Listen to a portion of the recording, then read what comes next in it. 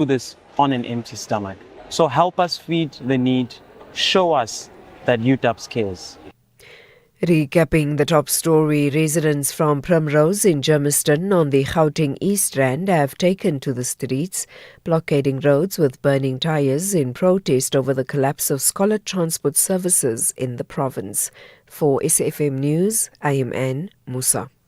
SAfm 104 to 107 nationwide. Makoti Down Products is a proudly South African family business, started more than 30 years ago with 12 geese and a piece of material. Makoti manufactures duvets, pillows, sleeping bags and high-quality Egyptian cotton linen. Our down products are suitable for people with dust mite allergies and come with a lifelong guarantee. And we offer a nationwide cleaning service for all your feather and down products. Visit us at makoti.co.za or call us on 041 992 395. For quality down, Makoti Down. The sea robbers are on a real mission to go back to their days of happy people. But Bahlabane Bantwa say they are only going to Orlando Stadium to collect 3 points. This is the Betway Premiership. Nisekazini forever. Catch Orlando Pirates versus Marumo Cannons this Saturday, 14 February at 2:30 p.m. live on SABC Plus and SABC One. Then at 3:30 p.m. on SABC radio stations. Proudly brought to you by SABC Sport.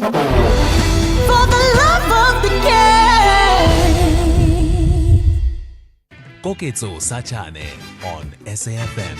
Is this the last of what we see as action against John Steenhuisen moving forward, or should we anticipate something post-April after the FedEx Council? So after the FedEx Council, what we must look out for is his Harvard moment. Remember, what happens to somebody who has been the leader of a party? If you are there after an election of a new leader, then it means there's a power apart from the center that must hold the party together that is looming in the periphery, countering whatever message that the leader is putting out. And so when you're thinking just about the optics of having a leader as a loose cannon inside the party, you even see the influence of Helen Zille inside the party when thinking about John Steenhuisen and his leadership. Everybody had doubted every single decision that he takes. The meeting point.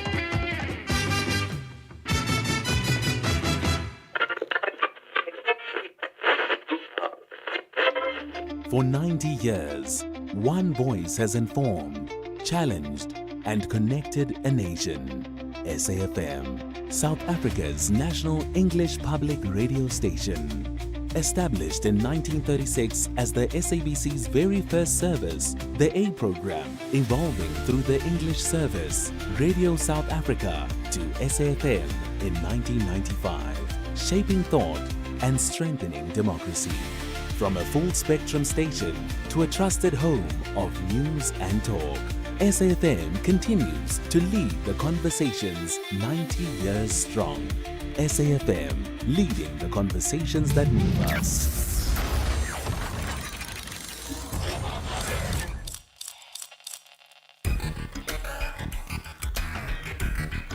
The Talking Point on SAfm, weekdays 9 a.m. till midday.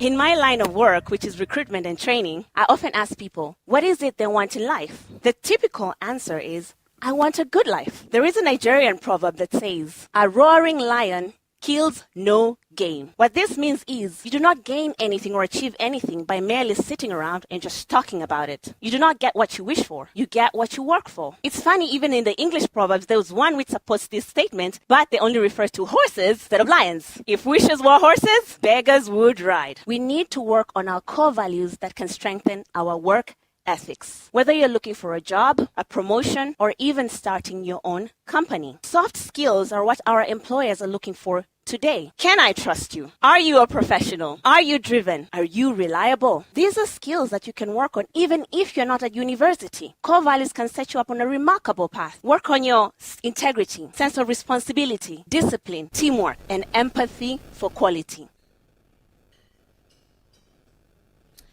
And that is the voice of Laura Minde. Laura Minde is the founder and CEO of Outstanding Solutions Limited, and she gives us the opening motivation for Tuesday, the 10th of February 2026. Welcome everybody to the Talking Point. My name is Khomotso Kejimwe. Move us our studio numbers whenever you want to join in 086 000 2032 086 000 2032. Get us alternatively on the SMS line 41391 41391, though we'll come to you at around 50. We are on WhatsApp on 061 410 4107 for your quick and to the point voice notes. On X we are at SAfm Radio, and please hashtag SAfm Talking Point.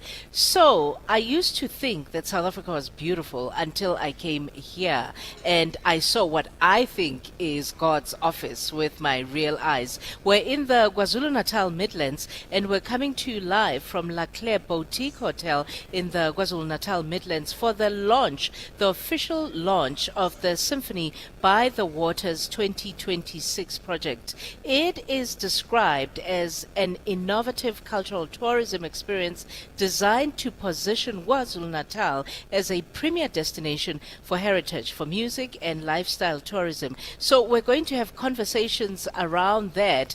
And if I want to give you a little bit more of a project overview, they want to make it the flagship cultural tourism initiative to be hosted by the province. It's happening on the 7th of March. As I said, it's the launch today. It's a project, as I said, that integrates arts, culture, tourism, tourism activation, local economic development within a single high-profile destination event hosted at Midmadam in the Umgeni municipal area. And the event will happen on the 7th of March. And we're going to have a conversation with all of the stakeholders that are related to it. And we're going to have a conversation with Deputy Minister Steve Litsike, the Deputy Minister in the Presidency responsible for the portfolio of women, youth and children with disability. That will be our first guest. And we'll also have a conversation with the DA Mayor, Chris Papas. He's the Umgeni local municipality.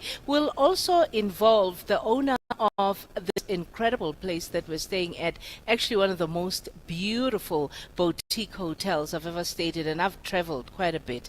Really beautiful, but the business partners that are involved in the initiative. So let's start it with the Deputy Minister, who is my guest in the studio, Deputy Minister Litsike. I have to say, before I even talk to the Minister, later on when, as we move, you can stay tuned. We'll keep you updated on what's happening with the Madlanga Commission for one. And we knew yesterday when the story broke that the forensic investigator Paul O'Sullivan is expected to testify in person, underline that, in person at the ad hoc committee today, and he will give his testimony with full security in place. And he was due to appear before the committee last week but didn't, citing serious security concerns. That's since changed. It's happening, so we'll cross to it. So let's talk first the exciting things. The Deputy Minister is in front of me, Deputy Minister Steve Litsike, and as I said, Deputy Minister is responsible for the portfolio and the presidency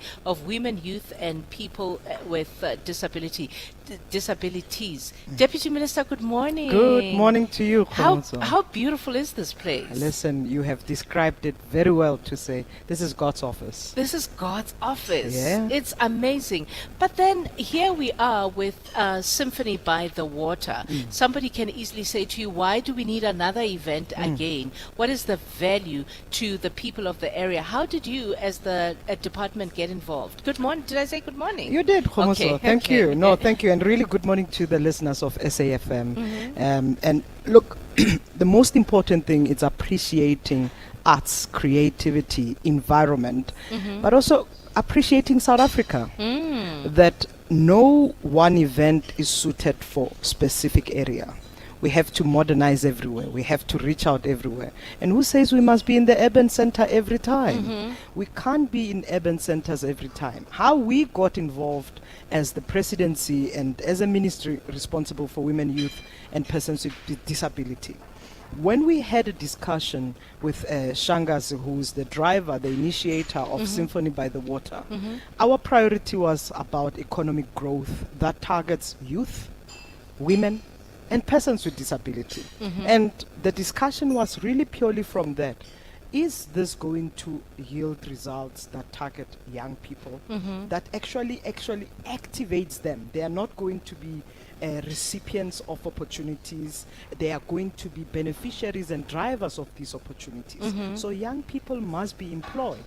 Young people must be a sound engineer. Young people I must saw be them here actually this Absolutely, morning. and Yeah. that was the point. Yeah. And to really then say across this constituency, it's really about the benefit of economic opportunity. But secondly, how do we also start to promote tourism and the beauty of, and the culture and the heritage, as you said?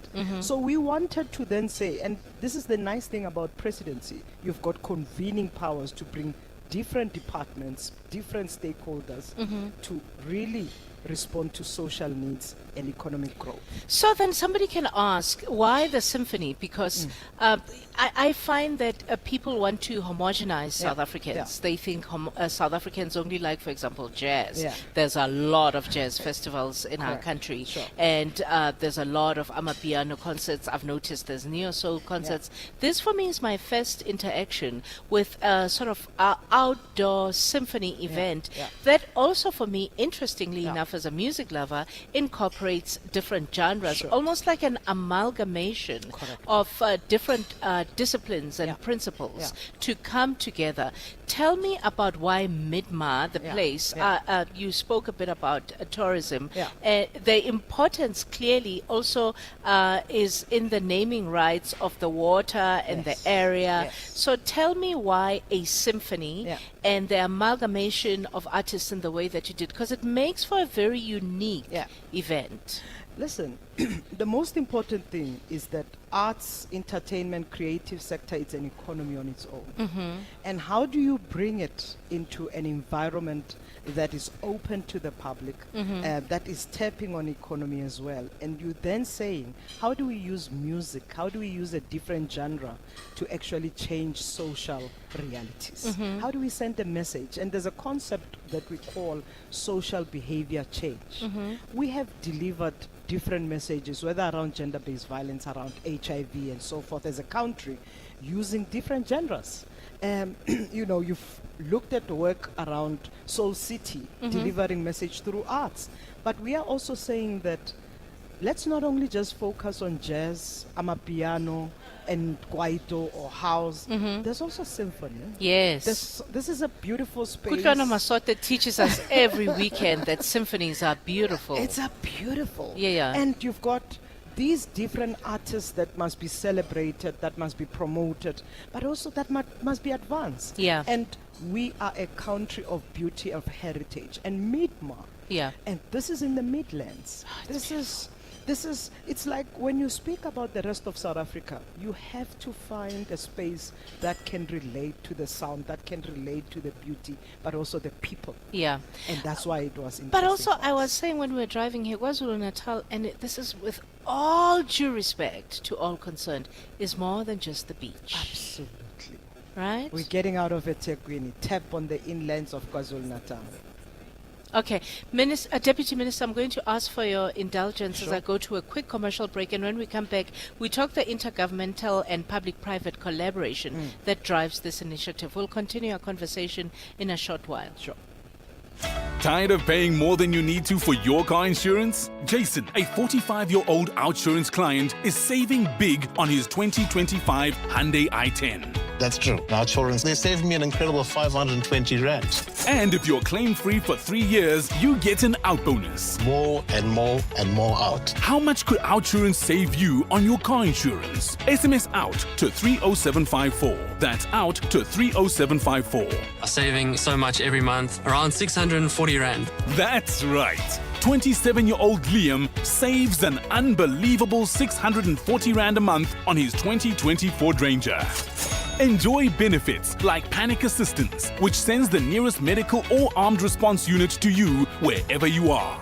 Get a quote now and see how much OutSurance could save you. SMS out to 30754. That's out to 30754. Licensed insurer and FSP. TCs and information online. The villains are charging toward the summit with victory firmly in their sights. There a minute arriving, Ollie Watkins, and he's in there. He's 2-0 to Aston Villa, and it's Ollie he walked into the much-needed goal. Yet, the Seagulls are counting on the power of 3 points to run away from the danger zone. Ayari into Costulas, brilliantly left Gross! A true Albion legend back on the score sheet in blue and white. This is the Premier League. Catch Aston Villa versus Brighton and Hove Albion this Wednesday, 11 February at 9 p.m. Live on SABC Plus and SABC 3. Proudly brought to you by SABC Sport. For the love of the game. You are listening to KG Mwekezi on SAfm.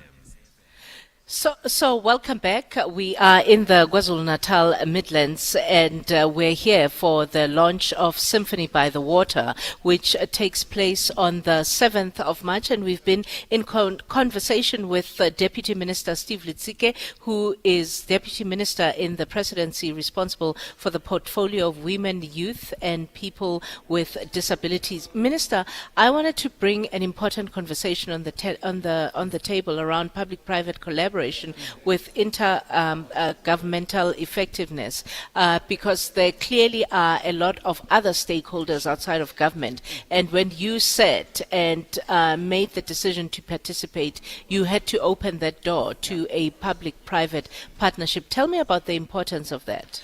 Look, any administration has to see the value beyond what government does from an administrative point of view, but also from transformation point of view. Transformation is not going to be won alone. Yes. You don't meet it alone, you meet it with the people in the private sector, in civil society, but also ordinary South Africans who get to contribute their voice, but also their active participation as citizens. So the private-public partnership model is not new. It's about how you leverage on each other's benefactor. How do you actually ensure there's effectiveness? In the 7th administration, one of the priorities are that we must deliver an ethical and a capable state that responds to the needs of people, that deals with social issues, that deals with unemployment, that deals with a redress, which is very key. And we thought private sector has a role to play. You are not going to just talk profit. You're not only going to just talk about, how you're making business, but without changing the lives of ordinary South Africans. And this is why we believe in that model of leveraging on each other. While it benefits private sector, it must benefit the people. What are you hoping is the benefit, particularly to the people of the area? Because what you do not want is, if you make this an annual event, wink, wink, nudge, nudge, because I'm hoping you make it an annual event, what you do not want is for them to be excluded. To say, oh, they come here when they've got their big event and they make a lot of noise for us, blah, blah, blah, blah, blah, and they forget us for another 364 days in the year, come back on day 365 to do their thing, pack up and go. What benefit do you want for the people here? The spheres of government operates at 3 levels. You've got national, provincial, and you've got local government. And that's why you can see with Symphony by the Water, we could not say just at national level that we will just operate and without impacting what happens at provincial and local. First thing, economic growth and any kind of operation, it's at local level. That's why mayors are here. Mayors to actually see this as part of the local economic development. And when you look at from a tourism, Deputy Minister Suchu, who's also a key player in terms of this work, it's about looking at the environment and is it a tourist destination? So this is about an injection on the economy. By bringing people, by mobilizing people, by having people booking hotels, booking restaurants, using local transport, doing tourist activities, it's the impact you have that people can put bread on the table, but we can sustain the local development, economic development approach here. But secondly, you've got a Department of Environmental, Fishery and Forestry that are part of it. The Midma Dam, it's also part of the environmental care package that we have as South African government. And when you then say take care of the environment, so that it can take care of everybody. It's really about the landscape of bringing everybody and the local businesses thriving. When we leave here tomorrow, we expect people to continue booking in this hotel that is new in the space. It's expanding. You've got many hotels around that are developing, and we are expecting the economic activity to continue. Yes. That when we come back, the number must increase. So if we're targeting 1,000 people this year, next year it must go 2,000. Yes. It must grow like any other event that is growing in the country. So you'll say you've reached the highest success levels on the 7th of March. When what happens? When it looks like what in your head? In my head, Yeah. first is about unemployment rate. If we have those 350 young people, women and persons with disability actively employed for these opportunities, for me that's the first success, because we need to reduce unemployment rate in our country. We need young people, women to have the economic power. The second one, it's about attracting all people in their diversity. The symphony, the music, the arts and celebration of artists and creative in our country. It's actually enjoying it. You're not just going to listen to it. It's about enjoying it, and it's about celebrating and making sure that we use music as a way to communicate. But it's also a message of education. How do we educate South Africans that there are different genres beyond the ordinary ones that we grow up knowing? But that symphony, it's also the orchestra. It's music you can enjoy, you can celebrate, you can meditate with as well. In fact, I love the metaphor of an orchestra Yeah. with communities, because an orchestra functions cohesively. Every part needs the other for it to work Absolutely. cohesively To together. take you with. To take you with. Yes. Listen, congratulations, Deputy Thank you. Minister, and thank you for inviting us to God's office. Thank you for SAfm in being in the God's office. Yes, it's beautiful here. Thank you so much. Thank you. That's the Deputy Minister, Steve Litsike, Deputy Minister in the Presidency, responsible for the portfolio of women, youth, and people with disabilities. We're going to have a conversation the Umgeni local municipality Mayor Chris Papas in a short while. So maybe let's go to a Hi, Deputy Mayor. Let's go to a commercial break first, and then do the news headlines, and then come back with the Deputy Mayor. Not Deputy Mayor. Why would I call you Deputy? I just had a conversation with the Deputy Minister, with Mayor Chris Papas, who's here. We'll have a conversation with him when we come back from break.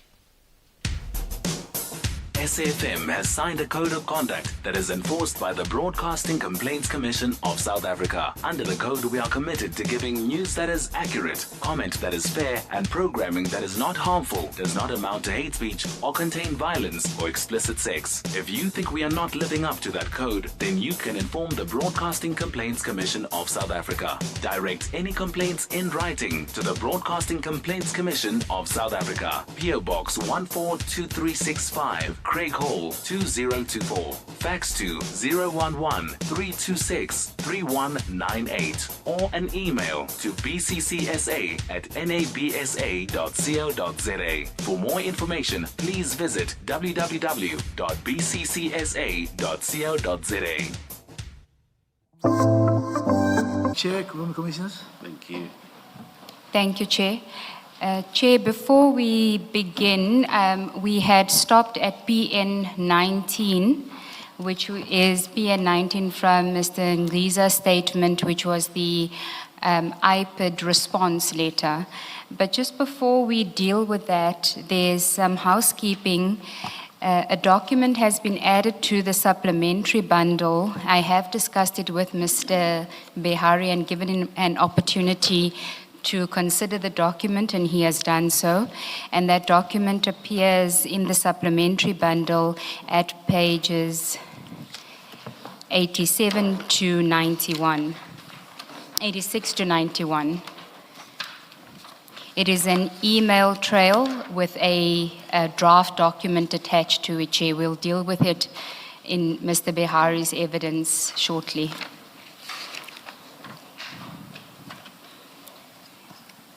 '86 to 91 supplementary bundle.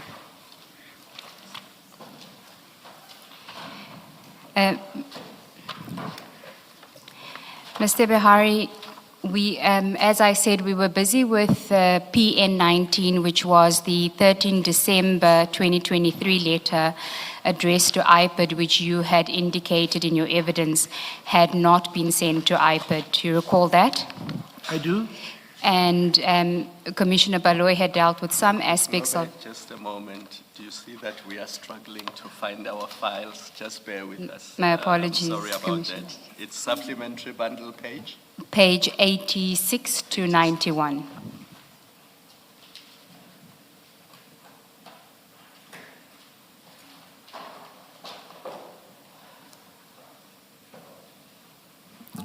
Thank you. Thank you. Now, this was the IPID response, which you had indicated was not actually sent to IPID. If we can go to your statement, which is at paragraph 181, where you deal with this aspect. On page 30, we can start on 179 on page 37, which is the alleged improper involvement in the draft response to IPID dated 13 December 2023.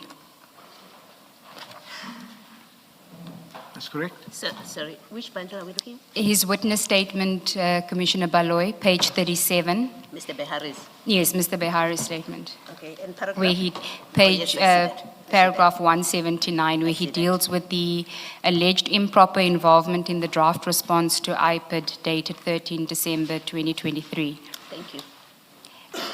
Now, we'll deal with the contents of the letter later, but at 179, you deal with what the allegation is against you, that the letter was improperly disputing IPID's findings relating to alleged fraud and corruption, and that the allegation is that that conduct was unauthorized or intended to mislead, which you deny. I'm interested in dealing with paragraphs 181, 182, 83 and 84, which I discussed with you just before we convened here today. At 181, you say the city manager requested that the legal services department to prepare a draft response acknowledging receipt of the report and addressing certain technical issues that IPID had not clarified, and then you deal with what those issues were. And at 182, you say, I initiated the drafting of a preliminary internal response. The draft was intended for the city manager's consideration and was not intended to be finalized or dispatched until IPID clarified certain outstanding matters, as Mr. Osborne Kani promised to respond when he received instructions from the DPP. Then at 183, the draft stated that aspects of the report were vague, pending prosecutorial decisions, and that the city required clarity before taking further administrative steps. It did not reject IPID's findings in their entirety, nor did it attempt to shield any official from accountability. And then 184, which is the paragraph that I want to stress.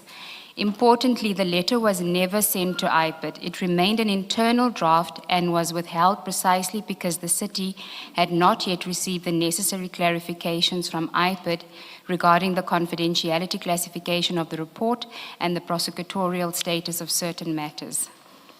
Now, you will recall that yesterday in the supplementary bundle, I had informed the commissioners that an additional document is to be added, and if we can go to that bundle, supplementary bundle, page 84. This is a document, an email that the commission obtained from the city, and it was from Ms. Naika. And it is an email from you on Thursday, the 7th of December 2023, to Ms. Naika, no subject, and it says, Hi Linda, please see revised letter for MMC. Advocate Zulu will submit comprehensive report later. And then if we go to page 85, there was an attachment, a word attachment. That word attachment had this one-pager which said draft for MMC, and it had the details of the recipients that the letter was being addressed to, being the Director of Investigations and Information Management of IPID and Mr. Gulu, Senior Investigator IPID. And the subject is Boksburg CAS 262/03/2023, corruption, fraud, and corruption. It's got a CCN number and it says Julius Dr. Mkwanazi. Now, if you look at that first page and you then go to PN19, which is an attachment to Mr. Ngqiza's statement.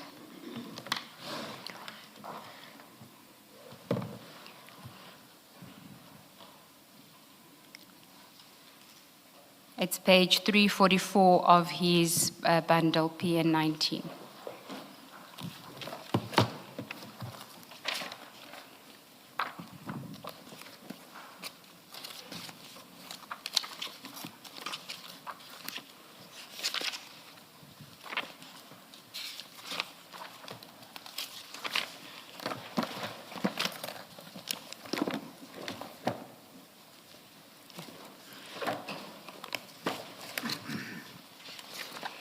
Do you have it, Mr. Bahari? Yeah, I have that.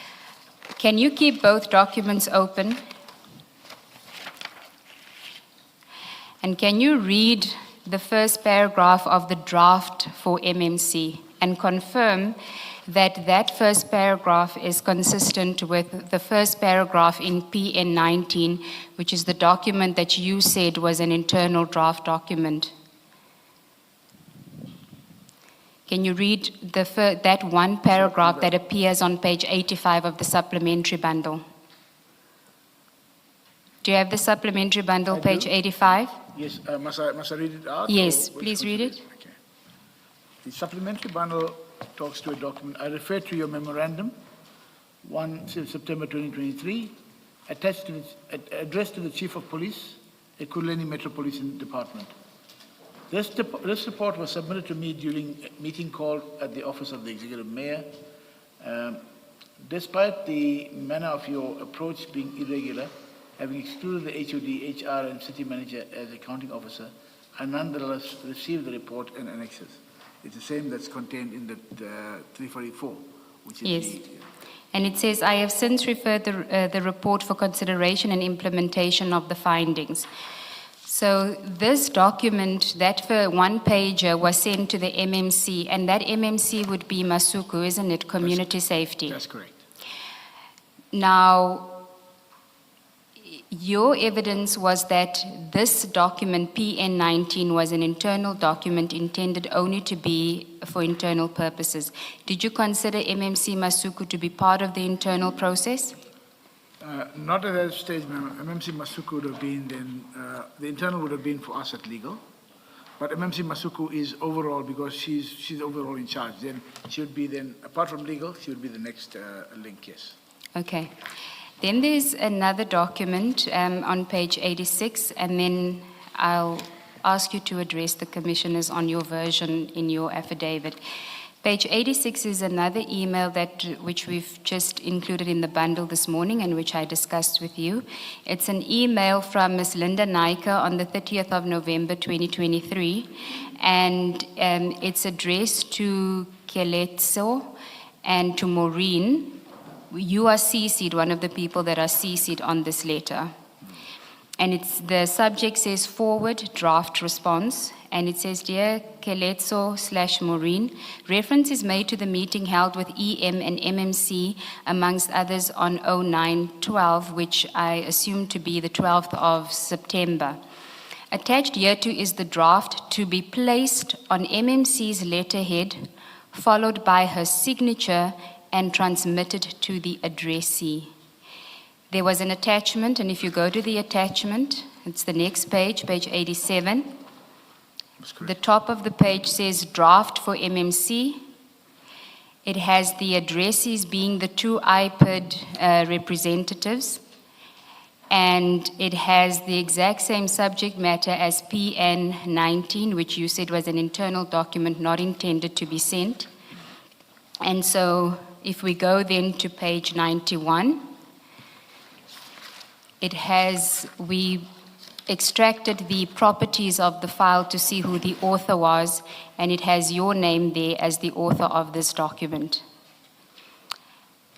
Now, having regard to this email and this letter, which I submit to you, the letter from page 87 to 90 is the identical letter to what is PN 19, but for the signatures at the end. On page 90, there are no signatures, and on your document, which you said was never sent, is the signature of your two juniors, that this document was intended to be sent by the MMC to IPID. And we know that it was never sent, but the intention was for it to be sent based on the email that we have.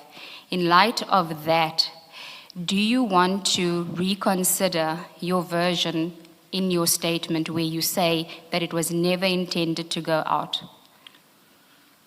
I think if I have to look at these paragraphs 182 to 184, and in light of the additional information provided this morning, there was always an intention to send out a report through to the IPID.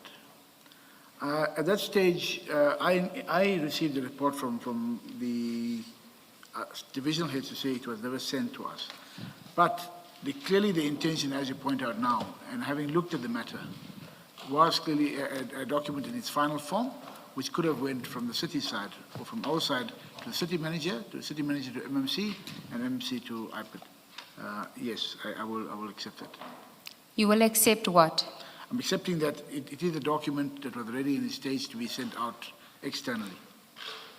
I think we want you to accept more than that, that your version from paragraph 182 to 184 is false. I'm not sure if it's to the extent of false, ma'am, but I'm saying that before I came to the commission, I ascertained from my divisional heads, did the document go out, and we were told no. But you're correct in terms of what is being said now, because on the 30th. Mr. Bihari, just look at paragraph 184 of your statement, page 38. It remained an internal draft and was withheld precisely because the city had not yet received the necessary clarification from IPID. It wasn't withheld, it was sent to the MMC to append her signature and put it on her letterhead. How do you reconcile that with being withheld? All that you knew was that it was never sent. But the intention on the 9th of November, when that email is sent, is for the letter to be sent.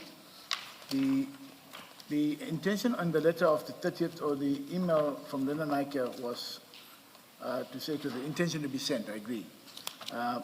So when you say it was false, I mean, that is where I'm trying to reconcile myself in terms of.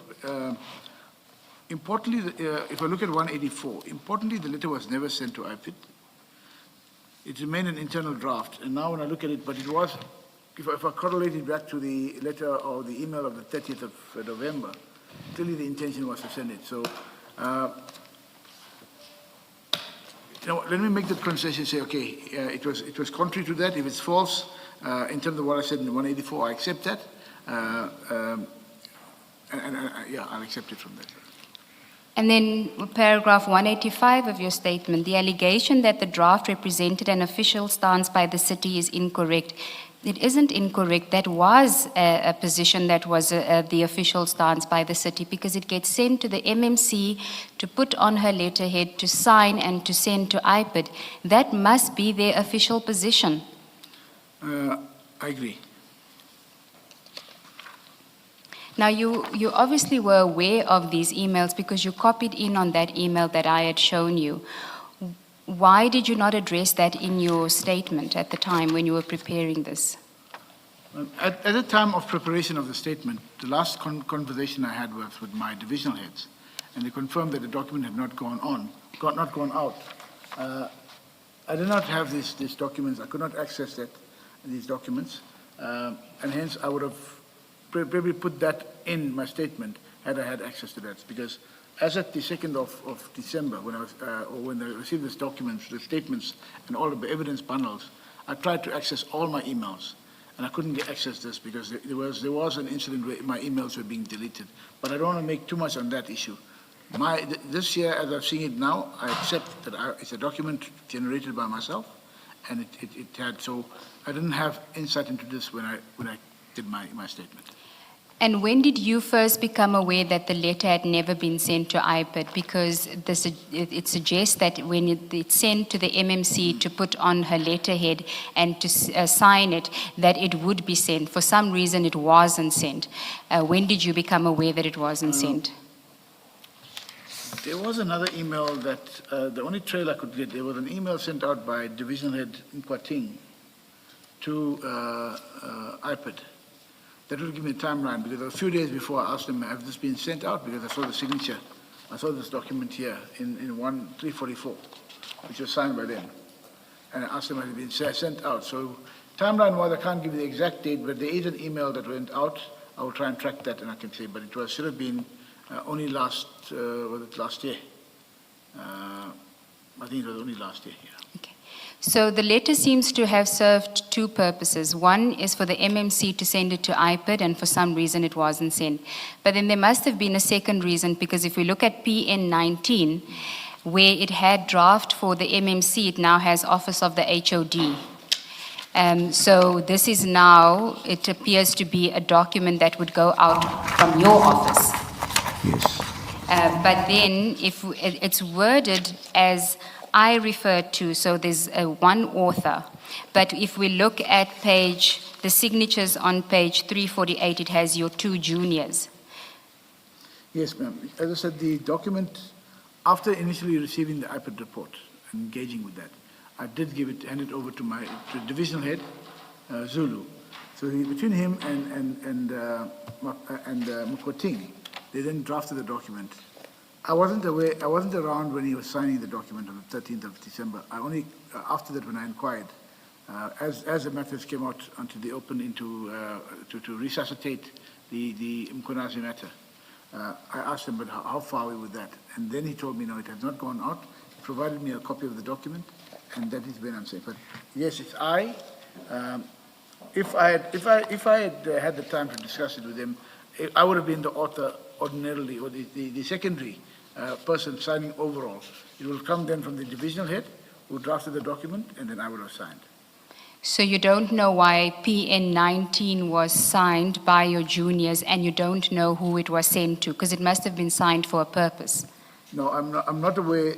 I know that from the signatures itself, but I didn't finalize this document on my side. I inquired about this after becoming aware last year, and then I was told, no, it has not been sent out yet. But there was always an intention to send it out to the office of the MMC. And is there a reason why the election was made for the response to IPID to go out under the name of the MMC, Community Safety? Why not under the city manager? The report came through to the mayor and the MMC. So the MMC was involved, and she said because she will communicate that to the IPID's office, because we were asking. But if you look at the addressee in the IPID, it was the chief of police. City manager general would have been in the office to send as being overall in charge of the chief of police. So we were just sent to Linda. Hence, the communication was to Linda Naika to look at the MMC, and then between them to liaise and see who would be sending off the document. Well, you must have known that the decision was made, or you made the decision that the MMC must send it out, because you sent the email to Linda Naika saying for the MMC, here's the draft for the MMC. You don't say here's the draft for the city manager. You're sending it to Linda Naika, who is the city manager's PA. Is that not so? That's correct. And she must send it to the MMC, not to the city manager. Yes, because of the way, most of the reports, forensic reports or regulatory body reports come to the office of the city manager. This went specifically to the executive mayor and the MMC. The executive mayor gave that to the MMC. So that is why the trail then was do we go send it back to the MMC?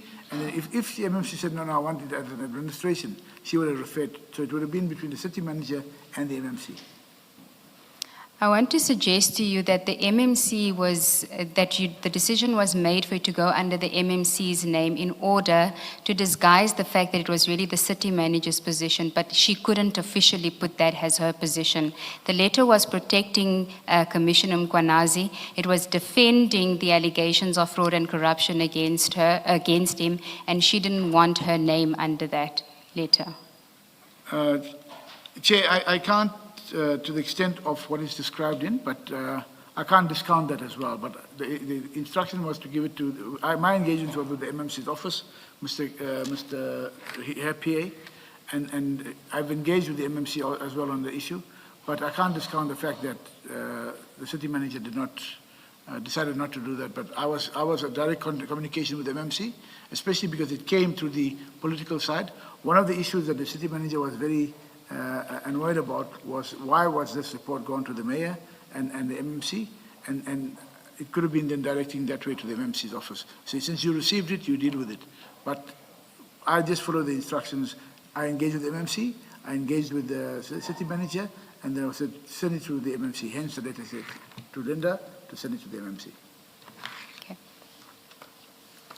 Okay, we can move on then to deal with the next aspect, which is the contents of the response on PN 19. Maybe before you do that, Mr. Gals, just to clear my confusion here. Mr. Behari, the PN 19 letter is dated the 6th of December 2023. And then in the supplementary, these new documents in the supplementary bundle, at page 84, that's your email to Linda Naika. That email is the 7th of December. And then you say, hi Linda, please see revised letter for MMC. Advocate Zulu will submit the comprehensive report. So, and what you attach, I think what you've discussed with Ms. Sigals, is page 85 is what was attached to that letter. So, and if that is so, on the 7th of December, you send this draft at page 85. And the very last sentence of that letter says, I have since referred the report for consideration and implementation of the findings. This is on the 7th of December. But on the 30th of November, still in that supplementary bundle at page 86, on the 30th of November, you have prepared a completely different draft, which, this is on the 30th of November. You've prepared a different draft, which Ms. Sigals will discuss with you the contents of. Plus, but this is the one that ends with, you don't accept the suggestion of IPIT. Please, and then you say to IPIT, please respond within the next 10 days. And that letter again would have come from the MMC at page 87. So it would have come from the MMC. So on the 30th of November, it's a completely different posture to one taken on the 7th of December, which says it will be implemented, and still coming from the same MMC. And then we know from PN 19 that it's again a completely different letter on the 6th of December. Can you just explain what was going on here? Thank you. A decision not to comply, and then there's a decision to comply, and all of it comes under your hand. So you must have thought about it in a certain way. Mr. Baloy, thank you for that. If you look at document page 86, which is the letter from Linda Naika, of the page 86 of the supplementary. November, your email. 30th of November, yes. This is Linda Naika's email. Linda Naika's email? Yeah. To the PA of the MMC. Yes. Reference is made to a meeting held with the EM and MMC, amongst others, on the 9th of or 12th of September. Attached here to the draft to be placed on the MMC's letterhead. So that was a document that was drafted in that draft form, and it correlates exactly to the document PN19. Thereafter, there were some revisions that were to be placed, and hence, in the email from myself to Linda, I said on the 7th of December, Hi Linda, kindly see revised data for MMC. Advocate Zulu will submit a comprehensive report. That was the end of where I was there. Then, on the 6th of December, there was a letter a day before. A day before. A day before, you send a draft that says, from the MMC, that says, I have since referred the report for consideration and implementation of the findings. Yes. Because, maybe let me just explain what I'm trying to clarify. It's the PN19 letter is not which is the 6th of December. It's not an implementation of the findings, as you will discuss with Ms. Nube now. No. It's a challenge of the IPID report, and yet, and unless I'm reading it wrong, and yet on the 7th of December, the letter that you attach says, I have since referred the report for consideration and implementation of the findings. So if page 85 in the supplementary bundle had gone out to IPID would have been under the impression, was being given the impression that its findings are being implemented. That's the impression it was being given in this draft that you are sending on the 7th, right? Yeah. Do you agree with me? It certainly looks like that. Yes. And yet, on the 6th, your office, a day before, has prepared and sent out what you say is an internal document, has sent out a document that is not implementing the IPID report. So there's this worrying impression that it seems there was an intention to mislead IPID to say we are implementing when in fact the internal document clearly was not intending to implement. Chair, I'm just trying to get the part where we said we're implementing. It's on page 85. It's 85, the very last sentence.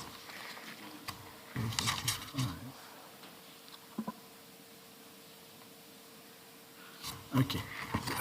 But to correlate that back to the, trying to get it back to the first document here. You see, The first document is emailed on the 30th, page 86, 30th of November, and that document is to be found 87 to 90. You are the author, as we can see, from 91. That document is identical to PN19. That was sent on the 30th of November. The document that Commissioner Baloy is asking you about is on page 85, which was sent on the 7th of December, which is a one-pager that effectively says we are considering and implementing the findings of IPID. And there's a difference of 7 days. So the 30th of November, you sent the long letter where you rubbish IPID's findings, but on the 7th, there is a one-pager where you're effectively communicating that there's going to be an implementation of the findings. So the question is, what brought about the change? Is it because the MMC didn't agree with the letter that was sent to her on the 30th of November, where she had to sign and put on her letterhead? No, Chair, we didn't. I'm trying to see if this should have been a full document. I mean, the 85, there's, I don't think there was any other additional documents. It's just one page. And I agree, it says here, I've since referred the report for consideration and implementation. That's from the MMC. It was an earlier document there, she would have said, I've referred the document for consideration and implementation. And which you would have done already when we had the meeting for the initial meeting. Okay. So there's no dates and so on, hence it's what I'm finding, but the intention of the MMC, because the report was given to her and to the mayor, would have been to respond to IPID and say, I've since reported to fulfill her functions. Her report would have gone to the city manager to implement. City manager then would have So this document of the 6th of December would have been drafted then for the purposes of, so it's an engagement to Linda to say that Advocate Zulu will do a comprehensive report, but there's something that I'm missing here. I can't have a two-line, but there was never intention to. No. It did challenge the contents of the IPED report in terms of its here. It was signed on the 30th of December, so that is the timeline I'm trying to wrap my head against. Well, the 6th December letter, the letter that's dated 6th December and signed by your juniors on the 13th of December, was obviously drafted prior to the 30th of November when it was sent to the MMC. It was sent to the MMC as a draft for her to append her signature and put it on her letterhead. The wording of that letter at page 87 to 90 is identical to what is your juniors signed. So the draft was obviously prepared before 6 December because what you intended to do was to send this to the MMC. Then on the 7th, a different draft is sent by you to Linda to communicate a different instruction or a different letter to the MMC saying, here's the revised letter for the MMC. And Commissioner Baloyi wants to know why is there a revision, and a substantial revision. We've gone from a 4-page document to a 1-pager saying we're going to implement the findings.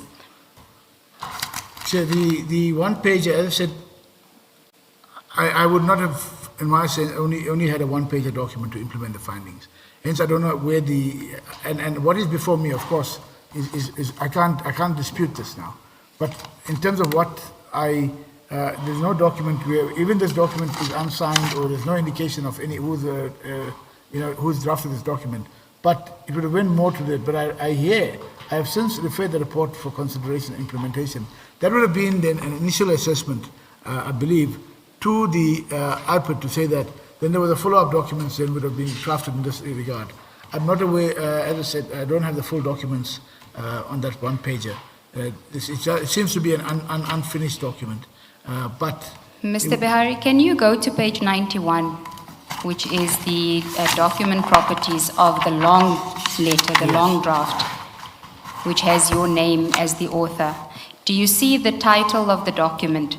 Draft for MMC IPED Makwanazi, just as you pronounce his name, Makwanazi with the A. 23/11/2023. So the document was drafted on the 23rd of November, 2023, by you. It is then sent as a draft to Linda to send to the MMC on the 30th of November for her to put her signature and send it to IPED. She doesn't do that clearly because on the 7th of December you send a different letter to Linda to send to the MMC, which effectively says we are implementing the findings. It's not a difficult trail to follow. Council, the page 91 refers to the author for me authoring the document on page 87. Right. That is a full document here, which is different from the 1-pager. Yes, that's what we're saying. It is, the 1-page is not an incomplete document. It's only missing her signature. It's got the addresses. It doesn't have a date, but it has it's a complete letter. The report for consideration and implementation of the findings. All that it needs is her signature. And you don't even say in the letter that you sent to, the email that you sent to Linda on page 84, you say, please see the revised letter. You don't even refer to it as a draft letter. You say the revised letter for MMC. Then you say Advocate Zulu will submit comprehensive report later. And I submit to you that that comprehensive report is PN 19 because the MMC didn't want to send PN 19. She didn't want to put a signature on it. You changed the letter on her instruction most likely, and then you drafted PN 19 as the report to IPED. This was the city's report. This is the comprehensive report that's being referred to. The one on page 84. The one on page 84. Yes, you converted the long document, page 87, into a report because the MMC didn't want to append her signature to it. Chair, the MMC at all stages in the discussion And if you look at this, let's look at that page 85, Chair, if I may. The opening part is just the same. The issue is, and that's what I'm saying, I'm worried about this not being a full document. I've never seen a document in all, even when we, that is a one-pager deals with this now. I've since referred the report for consideration, yes. That was in a draft form. I don't know what the content of it is. But the MMC at all stages, because she was engaged in terms of referring to and reporting back to IPID. We drafted the document, but we did raise the concerns. Now, this document here of the 6th of December would have been the full report that would have been sent to the MMC's office and to the IPID. Now, I ascertained from the divisional heads on the 13th, or who signed on the 13th, that this document never went out. But I see here, please see revised letter from MMC, for MMC Advocate Zulu on the 7th of December. And that is where perhaps I'm struggling a bit, but it was never a document that was, as I said, I don't have a full document here, the 85 one.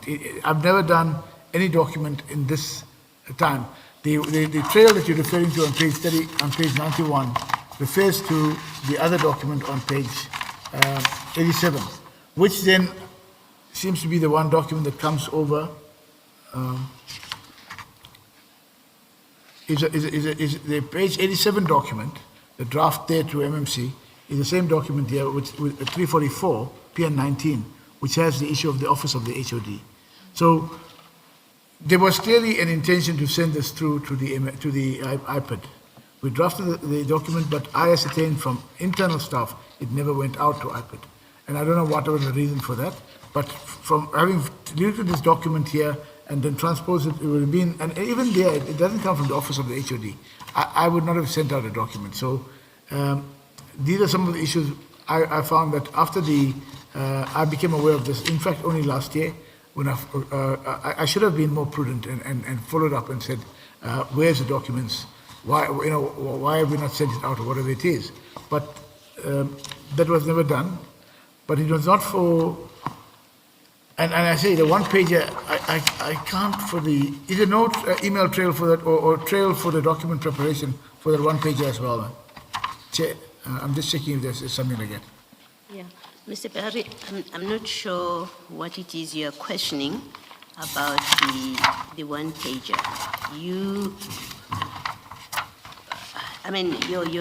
Your draft, which you admitted, which is at page 87, which was supposed to come from the MMC, that's a long letter that later becomes PN 19. Yes. It doesn't have a date and it doesn't have a signature at the bottom. So the fact that the one pager doesn't have a date and it doesn't have a signature at the bottom must be irrelevant, because you have admitted page 87, which lacks a date and it lacks a signature. Yeah. So that cannot be a distinguishing factor for debate, or that creates uncertainty just because the one pager doesn't have a date and it doesn't have a signature. You admit you sent the email to Linda at page 84 and you call it a revised letter. So it is a different letter to the one at page 87. And here's what I suspect, or what I want to suggest may have happened, and Ms. Ngube will take it further if she wants to. You start off with the letter that you own, that page 87, the long one. You take ownership of it. That's where you start off. It's supposed to go out in the name of the MMC. Either you had a change of heart. So according to you, rather, even before I get there, as far as you know, in fact, on the face of it, you have transmitted it to Ms. Naika. It has been transmitted. And you then either have a change of heart, or the MMC refused to sign and append her signature to send out your long letter. That's why you send a revised letter. So the MMC would have said, I'm not sending this out. You're going to implement. And so you do the one pager. But having decided to do that, you and the city manager have agreed already, before you sent the email of the 7th, have already agreed you're going to handle things differently. That is why you have PN 19 now coming under the heading of Office of the HOD. It's no longer the MMC. So the change is not only what is being conveyed to IPID, that conflicting positions that are being adopted, but in fact, what was originally intended to be sent by the MMC now comes from your office, not the MMC. That's the plan. And so it seems to me that the intention was to convey different things. The MMC would have communicated, if all of these had gone out, the MMC would have said to IPID, we are implementing, and your department, in collusion with what the city manager wanted to be done, would in fact be debating with IPID what they have said what they've directed you must implement. That's what it looks like. Commissioner, I hear the trail of what your thought is. I'm just saying, on the document which I agree was 87 was a draft for MMC. This document of the Office of the HOD, I'm not sure what was the understanding with that. I only became, I said last year, when I looked at it and inquired about it, when the matter resuscitated, what has happened, because I spoke to Jabulo, Zulu. Initial instruction was to him to say, look at this, look at the criminal aspects on those issues, as I covered yesterday. So only I uncovered that later on, that it was signed by Thabo Makoting as acting HOD. The rationale for having the Office of the HOD, because the Office of the HOD will never deal with that document. So that is why the content of the letter, I accept. The content of the letter accept was drafted by my team. I read the content of the letter, and it did pick up on the issues and I think what Chair said yesterday also, I reflected on that. It is looking like as if we are attacking a charge against an employee. I had reflected on that, and very clearly it does look like that. And to go here, my only concern is, Chair, is that page 85 or 85 of the supplementary bundle. I've never will draft a letter in this fashion. Hence, I've said, is there some kind of a trail, audit trail, to show that I was the author of this? Because I don't know if it was created, but I'm saying that I will never draft a letter in this fashion. I've never done that. Even if you look at the other drafts, such letter, we speak about please respond, and I would send it to Linda. And then once they agree on it, they will put in whoever needs to be done, even the MMC. But I will not do something like this, and I don't recall ever having done this document.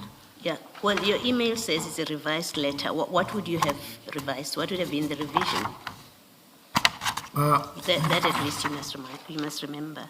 Because you wrote this long letter, and then you say, I've now revised the letter, find attached. What would have been the revision? But Chair, on the emails, that's what I'm trying to say. Please see the revised letter. Is it this document itself that was attached? I don't see an attachment on that document. I'm asking you, well, it has to be, because you say, please see revised letter to MMC. Advocate Zulu will submit a comprehensive report letter. So it has to be the same subject unless you produce other documents. But as matters stand, it has to be. And so my question is, if you are sending a revised letter, what would have been the revision? What would you have been saying in the revised letter? Well, Chair, the revised letter would have been to say that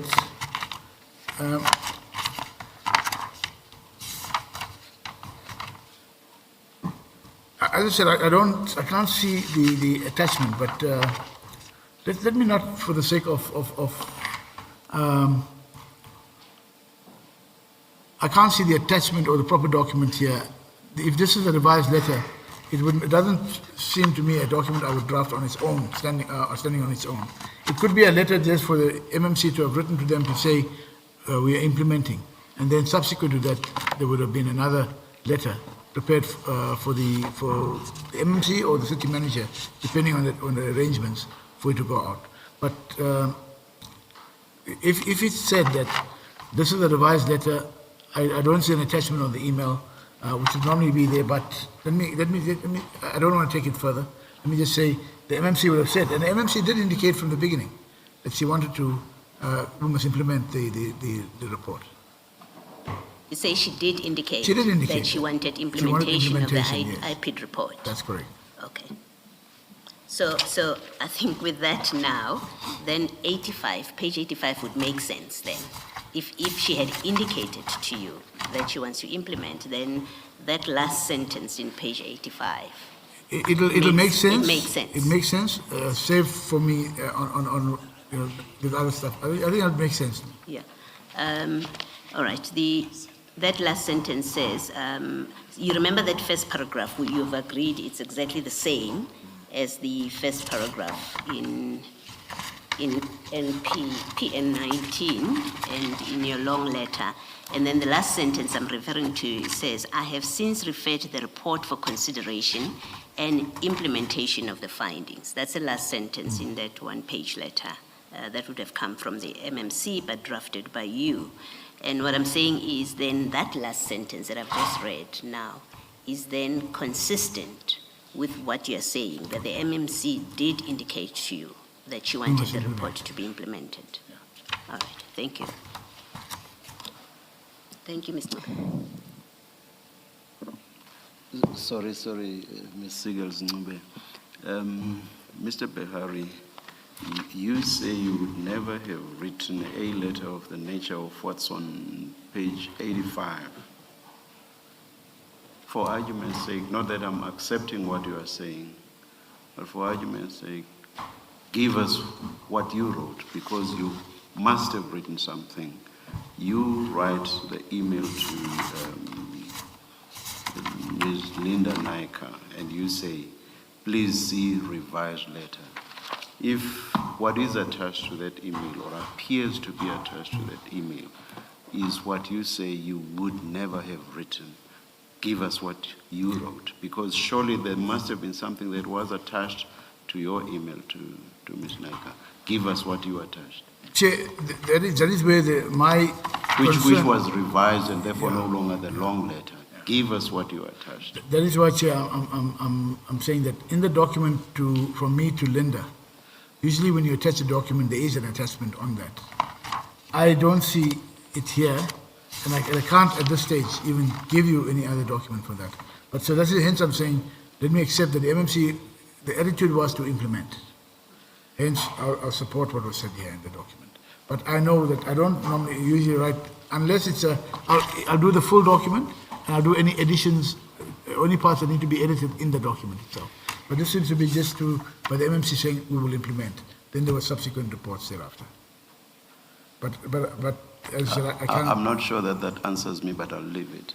Yes. Thank you, Chair. Mr. Behari, it's probably my oversight because I didn't think that we would have to have this debate about that document, but I do have the original email. I'm going to flight it for you so that you can see, and we will include it in the bundle.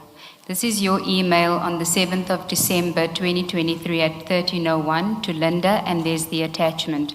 Hi Linda, please see revised letter for MMC. And then if I go to the attachment, which I've opened now, that's the one-pager. Do you see it? Yes. It's just a one-pager. That's the actual attachment. And then, unfortunately, I need to save the document in order to get the properties. And if I click on the document properties and I go to summary, the author is Kemi Behari. And if you look at the title, it says Draft Revised Letter for MMC IPID Mkonazi KB, which is your initials, 07/12/2023. Does that assist you in any way? It does. Then the 07, so that was done after this document here was drafted. So it would have just been a single document to say, are we implementing? Yes, that's what we've been saying the whole time, is that it was revised But now, after the... at least I have the comfort of having seen this Chair. I couldn't, I know that. You see, I never understand that. I never understand that. Why should your testimony be tailored in accordance with what you see or do not see? Shouldn't your testimony be what actually happened? Chair, I don't understand that, Mr. Behari. Chair, my testimony is on what I can recall. It's what I can recall from that time. So when I spoke, or when I looked at what... I'm very sorry, Ms. Sigars. Yes, Apologies. yes. So when in looking at the additional bundle now, 85, okay. If this was then just a part that would have been then, it means that only the opening paragraph would have been there. And it's incorrect from what is contained in the finalized PN 19. So it was incorrect for you to say you would never write a letter like this. We see that you have. It would have been so drafted. It was incorrect. It is incorrect. Yes. Yes, Mr. Gilsnove. Thank you, Chair.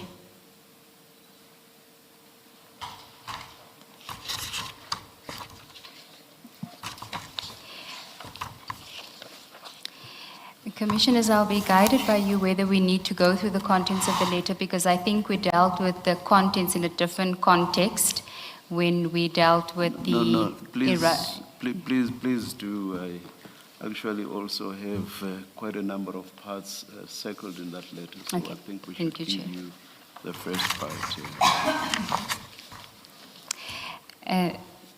Mr. Behari, I don't have too many questions about this letter, but as you heard, Chair does. Insofar as the contents is concerned, so we're on PN 19, which is the one that says Office of the HOD, not the draft. At page 344, which is the introductory paragraph. You seem here in paragraph 1 to admonish IPID for the way in which they address the letter, so to the city. Because you say this report was submitted to me during a meeting called at the office of the executive mayor, so you're clearly drafting it on behalf of somebody who was at that meeting, and we know you initially weren't in that meeting. Despite the manner of your approach being irregular, having excluded the HOD, HR, and city manager as accounting officer, I nonetheless received the report in annexures. I want to understand why you're taking that position with IPID when your evidence yesterday was that the letter was addressed to the chief of police and he had to address the response here too. Why are you taking issue with the fact that they're addressing it to the chief of police but using it as a way to escape the fact that you weren't involved in the response on the disciplinary proceedings aspect? Chair, the issue is not about the addressing of the chief of police. The issue is with the entrance into the city of the documents. Regulatory body reports come to the office of the city manager, and for implementation, it deals with administration. This went into the political space in terms of the mayor and so on. So that is where the issue was raised, and that is where, in terms of what CM says, but how are we implementing a report not addressed to us, but went to the political sphere, and that is where this part comes from, Chair. But there's nothing wrong in them addressing it to the chief of police, because isn't he the person that is supposed to, as you say, deal with the discipline of Brigadier Mkwanazi, and they are proposing, in fact, they're directing a disciplinary process? It's not, the addressee on the document is not the issue, Chair. It is the entrance into the city, where it usually comes to the city manager as the accounting officer. This went through to the political space with the mayor and the MMC. And that is where the query was about why did it go there? Is it for them to get involved or should I get involved? So that is what the questions posed by the city manager. Hence this was drafted in that way. No, I don't accept that. And I think the reason why you did take issue with it going to the chief of police is exactly because of what Chair said to you yesterday. The allegations are that you were part of a clique that was trying to protect Brigadier Mkwanazi. The chief of police is on the other side of that equation. If the document goes to him, he's now aware that IPID is investigating the matter and a response is needed for IPID, and you don't want him to be part of that process. And that is why you're taking issue with the way that IPID is dealing with this. Chair, I do not support that. Chief of Police was aware. If the document was addressed to him, he was aware, and I think he was made aware and he had the response for what is required. The issue here is about why the difference when all regulatory bodies, whether it's SIU or whoever else, comes through the city manager. Why the difference in this particular matter? If it was to say, no, we don't trust the city manager, they should have said that some way. But why the difference? And that is what the issue was. It wasn't about the addressee being the chief of police. It should have been addressed to the accounting officer if it's dealing with that. But the chief of police is there's nothing wrong with that. The issue is not with him and whether he has knowledge or not. But that is not the issue. The issue is the entrance into the city.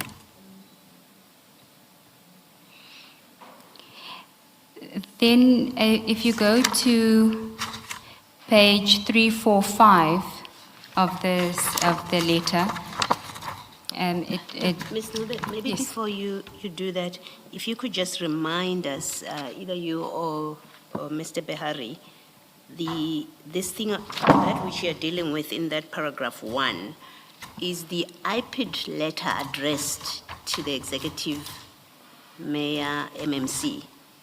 Who was it addressed to? No, it was addressed to Chief Mapieye. Yes. But it was sent through, the routing was not to the administration, it was to the mayor and to the MMC. I see. So that, I think that's where the concerns were on that. All right, and I just wanted to be reminded of what happened, in fact. Thank you. Okay. At 344 paragraph 2, you then deal with the allegations of fraud and corruption, and you say, I have consulted with internal staff, and I am advised that based on the current evidence, it will be difficult to prove fraud and corruption. Your report attaches little or no value to the statement of Director Mkwanazi, in bracket suspect, close bracket, full stop. Now, you would remember the engagement that you had with Chair about Director Mkwanazi's statement. You say to IPID it attaches no value to that statement. If, as Chair says, if they attached any value to that statement, isn't he effectively admitting to corruption and fraud based on his statement? On his statement, I accepted it yesterday that it clearly is a case of corruption and fraud.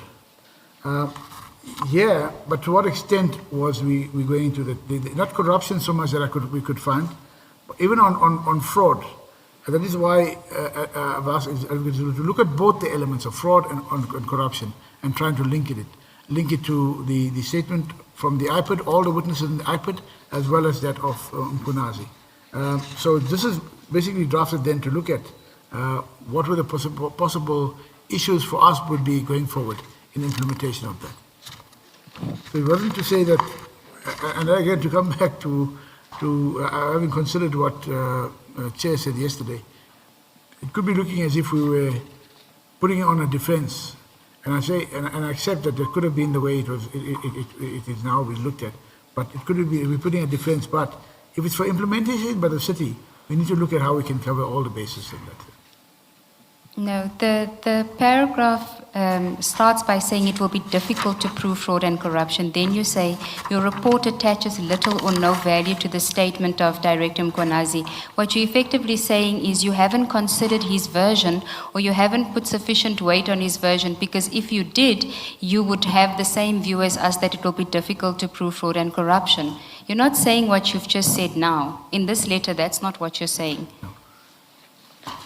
Is it possible that we can go back to, because as I said, this was drafted by myself and initiated by me. It was finalized by Advocate Zulu. Is it possible at all to go back to that statement of Mkwanazi in terms of what you're referring to here? Is it possible that we could look at in terms of what was the assessment done? You want to go to Brigadier Mkwanazi's statement? Yes. I think also before we go there, so that we can understand how much involvement you had in this draft report, because I don't want a situation where you will then try and disavow yourself of having been part of a particular paragraph or statement by saying that Mr. Zulu was the drafter of that paragraph. So maybe if you can tell us what aspect of this letter you had actual involvement in, and also you must have approved this letter when you sent it to the MMC. Yeah. Chair, when the report came through initially, we went through the report and I asked Advocate Zulu, look at the fraud and corruption part. This is what our interest was. And thereafter this document was drafted by Advocate Zulu. And there was a draft in terms of all these elements that we had a discussion on it, and I agreed on the definitions in terms of fraud and corruption, and did it meet what was contained in the IPID report. Hence, it's crafted in this way. So my involvement was initially to hand over to Advocate Zulu to look at this particular issues, but I then familiarized myself with the entire report, and which I supported. And you supported it? Yeah. But the final signed document here, I only, as I said, when I followed up last year, that's when I realized that it was signed by another divisional that was acting in my stead, and it never came back to me to finalize, but I supported the document. Can I, just to be clear, the signed version is exactly the same as the one in the supplementary bundle, yeah. The one that you sent. Okay, that's one. Two, when you say you support it, you are not qualifying your involvement with the letter or the acceptance of its contents, because No. it goes under your name. It goes out from you. So you must have agreed with everything that's in it. It reflects your position as well, not just the two signatories. Chair, at the time when it was signed by D.H. Mkwating, I had not, as I said, it was signed when I was not in the office. Yes. That was the process between Jabulo Zulu. My initial saying was look at the fraud and corruption aspects and drafted it. I subsequently looked at the content and I supported the content. Because it doesn't differ So I didn't change, yes. differ from the one that you prepared and sent No, to the MMC. it doesn't. Okay, thank you. Thank you. So what is it that you want us to do, Mr. Behari? It's about Mkonazi's statement, where we refer to it was difficult to prove fraud and corruption. Your report attaches little or no value to the statement of Mkonazi. So I'm just trying to check if we can just go there onto his statement. What is it about Mr. Mkwanazi's statement that you want us to look at? Chair, the statement to the IPID, I just wanted to look at exactly what was said. I can't refer to my own copy, but I wanted to look at the statement just to address this issue, because why would we then put something like that? You attach little of no value to the statement of Director Mkonazi. There must have been something that would have led to us. Because in the statement to the Chief of Police, he refers to both memoranda and he says the said memorandum hasn't been signed or approved. So that's the CAT one. And then the MEDI 24, on the donations, he says this process is awaiting our finalization of all process that must be followed for the finalization of the memorandum of understanding. So he accepts that the two memoranda have not been signed and approved. So I'm not sure what you want us to look at. I just want to look at the IPID report and the statement to say where would have been that we would have mentioned that it states that the IPID report, in terms of fraud and corruption, attaches little or no value. Just to make, from my side, address that part. So if I have a look at that quickly to say, why would it be, that we would have raised such an issue, to say it raises no value to the statement of the Director Mkonazi. Okay, I think I understand what you're saying. You want to look at the IPID report to see what they say about fraud and corruption and whether they took his statement into account, and why you responded in the way that you did. The statement of Mkonazi in the IPID report. Sorry, I'm coming to your assistance, Mr. Behari. Let us please assist Mr. Behari. Let's direct him to where the statement is. My co-commissioner, Commissioner Kumalo, has it, so that he may have a look.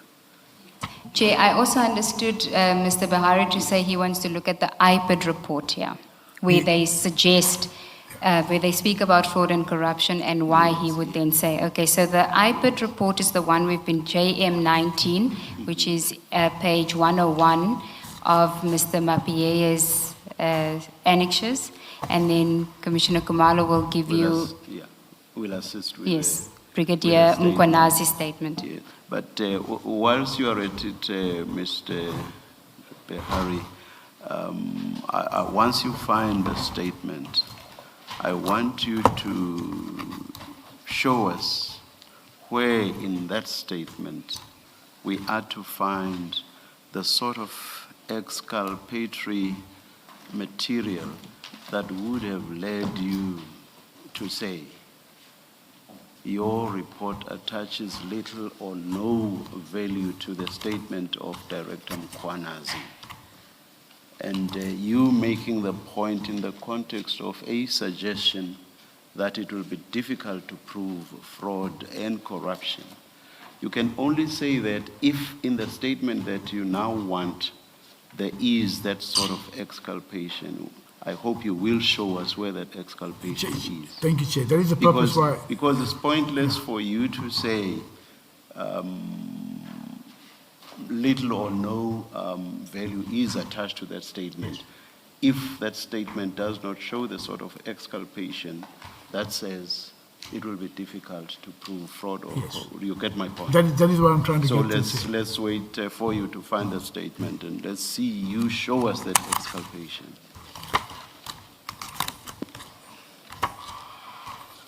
So, Council, did we find that I've got Mapie's bundle or annexure bundle here? 101, JM19 101 is the IPID report. Just so that we use the same bundle. I was looking at the River Space bundle, but I've now looked at the Mapie bundle. In the Mapie bundle is JM15 on page 88. 15. So just so that we use the same file and not different files. I will give you enough time for you to go through it and show us what you wanted to show us and also show us what I have asked you to show us. Okay.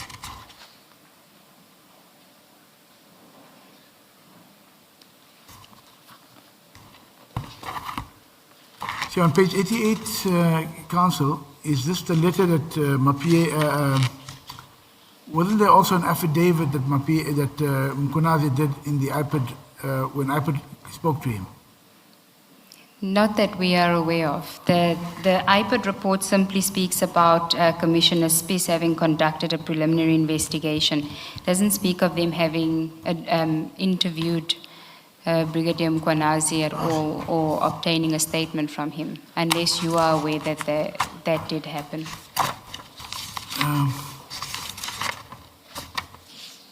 So if we are referring to this document 88,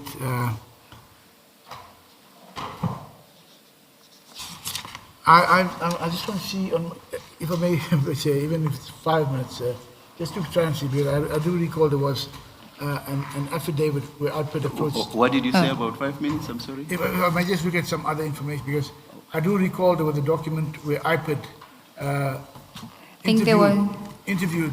There was a warning statement that you're referring to. We don't have that. You don't have the warning. I think there was the warning. Is that what you're referring to? Yes. You would have seen that. Okay. Let's take. We'll give you 5 minutes. We'll adjourn. In fact, we will come back in when we are told to come back. Thank you, Chair. Thank you.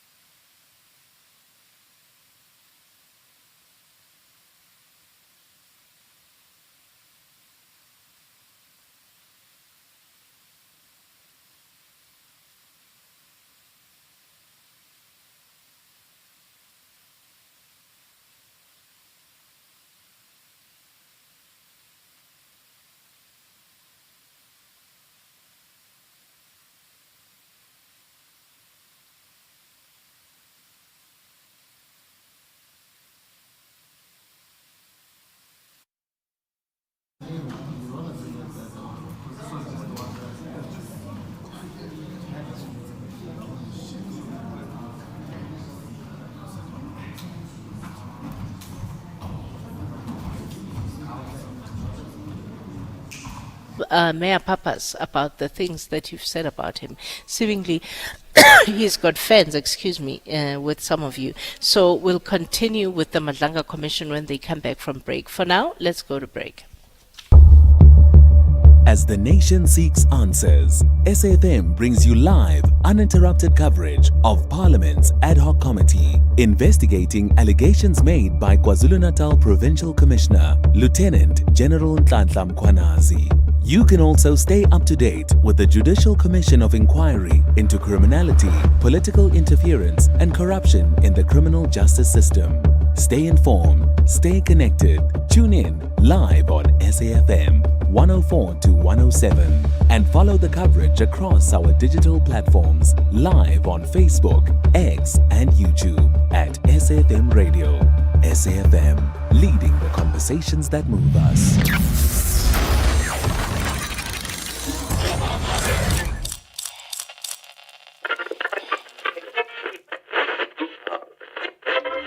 For 90 years, one voice has informed, challenged, and connected a nation. SAfm, South Africa's national English public radio station. Established in 1936 as the SABC's very first service, the A program evolving through the English service, Radio South Africa, to SAfm in 1995, shaping thought and strengthening democracy. From a full-spectrum station to a trusted home of news and talk, SAfm continues to lead the conversations 90 years strong. SAfm, leading the conversations that move us.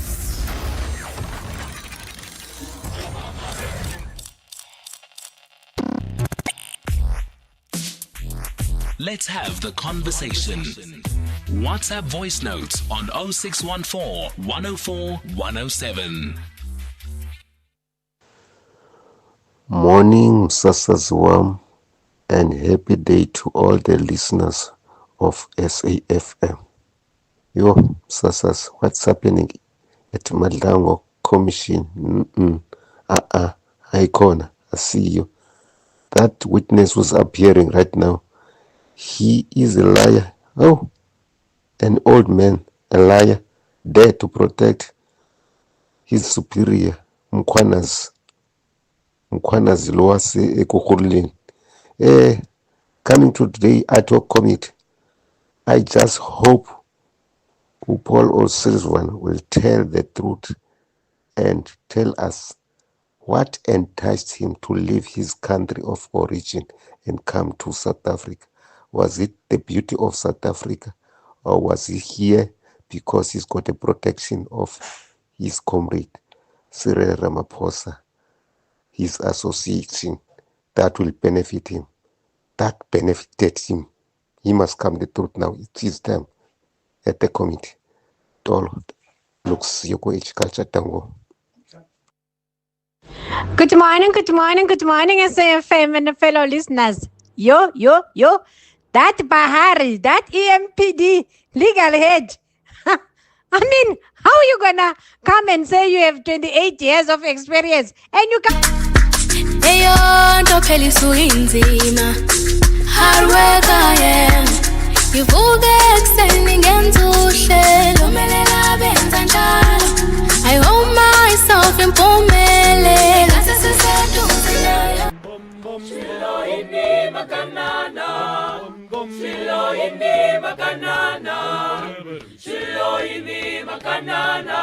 Shigepisha machari mari. Shilo ini makanana. Shilo ini makanana. Shilo ini makanana. Shigepisha machari mari. Makanana. Ilesh makanana. Ilesh makanana. Ilesh makanana. Shigepisha machari mari. Shilo ini makanana. Shilo ini makanana. Shilo ini makanana. Shigepisha machari mari. Ilesh makanana. Ilesh makanana. Ilesh makanana. Ilesh makanana, shigepesha majarman. Ilesh makanana, ilesh makanana, ilesh makanana, ilesh makanana. This is SAfm, leading the conversations that move us. This is SAfm. Just tell me about how this concert series fits in with what you are trying to do with these young people.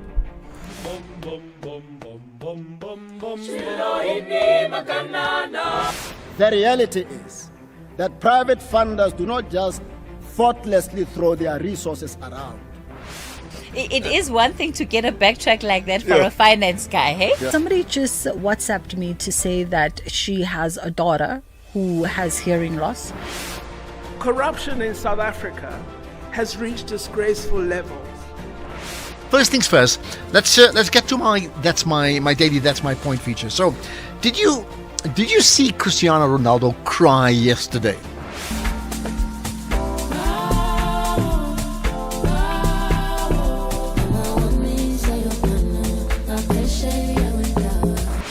This is SAfm. This is SAfM. Just tell me about how this concert series fits in with what you are trying to do with these young people.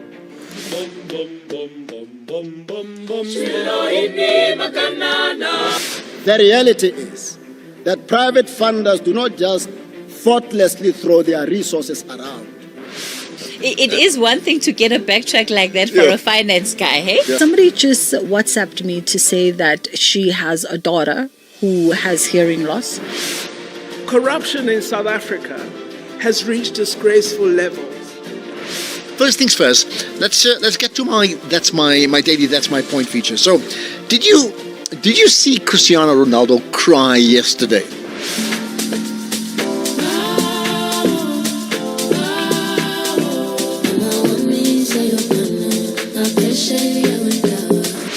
This is SAfm.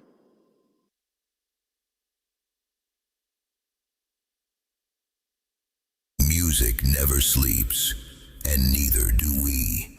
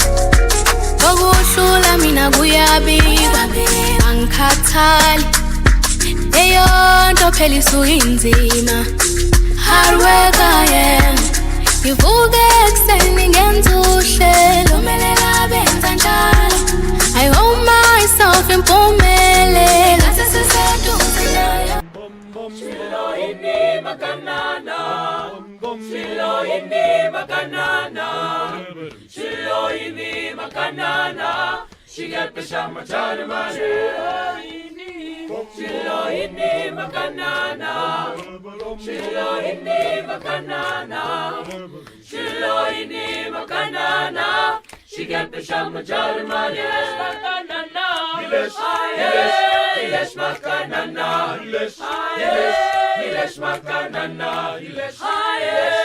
yes makanana, Shikempisha majarma, Shilohini, Shilohini makanana, Shilohini makanana.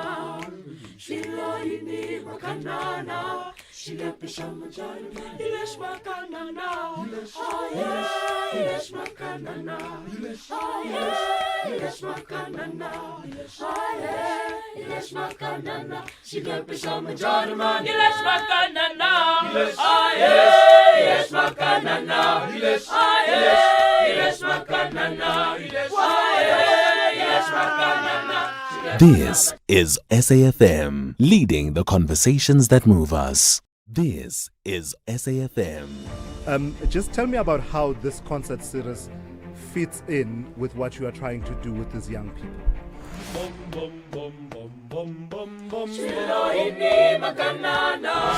The reality is that private funders do not just thoughtlessly throw their resources around. It is one thing to get a backtrack like that for a finance guy, hey? Somebody just WhatsApped me to say that she has a daughter who has hearing loss. Corruption in South Africa has reached disgraceful levels. First things first, let's get to my daily that's my point feature. So, did you see Cristiano Ronaldo cry yesterday?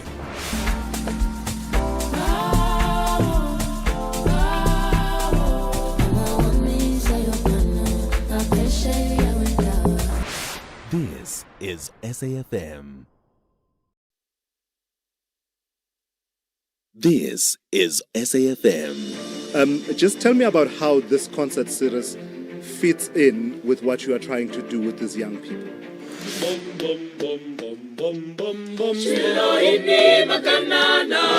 The reality is that private funders do not just thoughtlessly throw their resources around. It is one thing to get a backtrack like that for a finance guy, hey? Somebody just WhatsApped me to say that she has a daughter who has hearing loss. Corruption in South Africa has reached disgraceful levels. First things first, let's get to my daily that's my point feature. So, did you see Cristiano Ronaldo cry yesterday?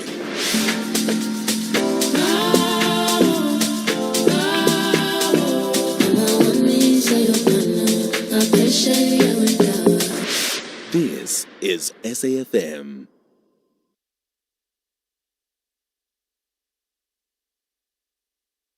Music never sleeps, and neither do we.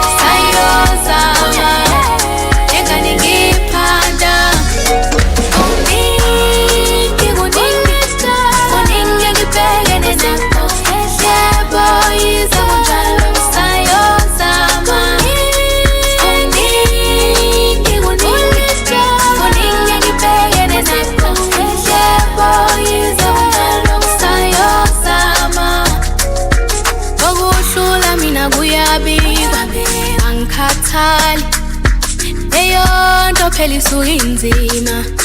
Hard work I am.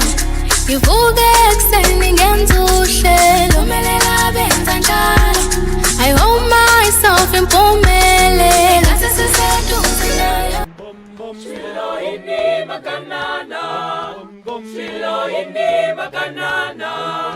Shilo ini makanana. She got the shamatana man. Shilo ini makanana. Shilo ini makanana. Shilo ini makanana. She got the shamatana man. Yes, makanana. Yes, yes, makanana. Yes, yes, makanana. Yes, makanana. She got the shamatana man. Shilo ini. Shilo ini makanana. Shilo ini makanana. Shilo ini makanana. She got the shamatana. Yes, makanana.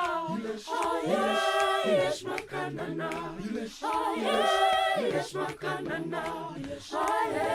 Yes, makanana. She got the shamatana. Yes, makanana. Yes, makanana. Yes, makanana. Yes, makanana. This is SAfm, leading the conversations that move us. This is SAfm. Just tell me about how this concert series fits in with what you are trying to do with these young people.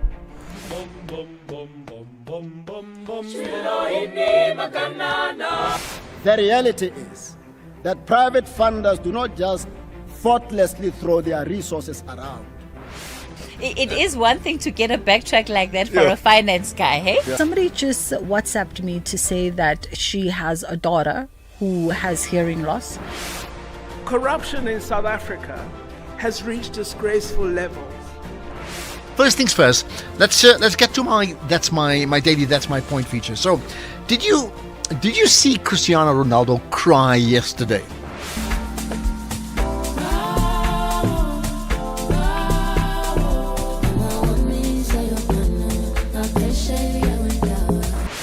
This is SAfm. This is SAfm. Just tell me about how this concert series fits in with what you are trying to do with these young people.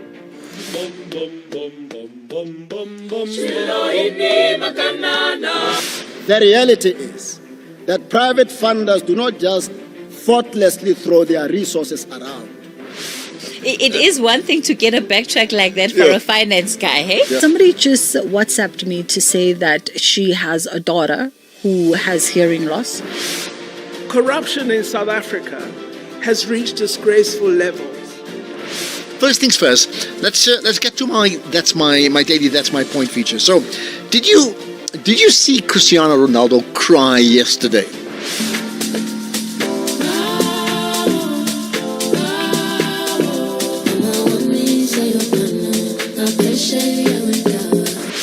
This is SAfm.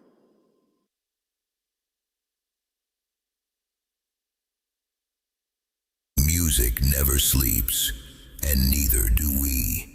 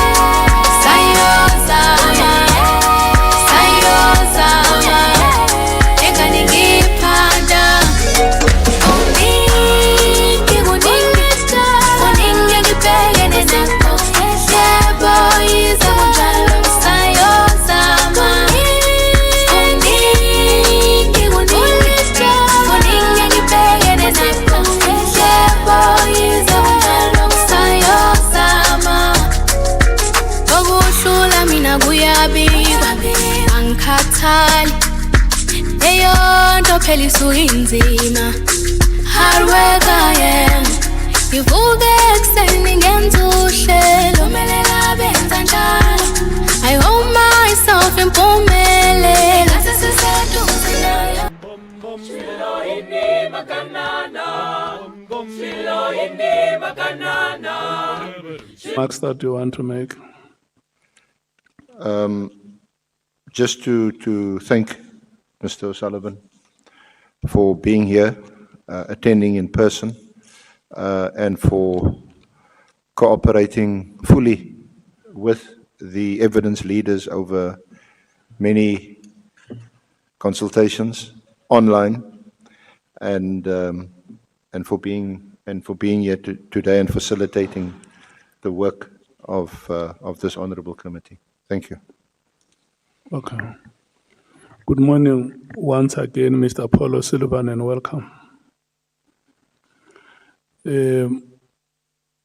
I want to take this opportunity before we swear you in to thank these honorable members and the legal team. Thank the office of the Speaker and the Speaker herself in particular, and the security team of Parliament, and yourself, Mr. Paul O'Sullivan, for the engagements that you had, which brought us to the situation that we have now, having to have you arrive here without any confrontation, but through understanding. So we want to thank you so much, and hope that all of us will cooperate to have 2 fruitful days with you, which will help the committee in its work. And before we say you in, let me make the following remarks or read the following to you, that you have been invited before this committee, which is the ad hoc committee investigating allegations that have been made by the KwaZulu-Natal Provincial Commissioner, Lieutenant General Nhlanhla Mkhwanazi. This ad hoc committee has invited you to provide information in relation to its investigation and also on its oversight work as it investigates, amongst others, 1, the alleged unlawful disbandment of the Political Killings Task Team, otherwise known as the PKTT or the NPKTT. Number 2, alleged moratorium on the filling of vacancies within the SAPS, the South African Police Services.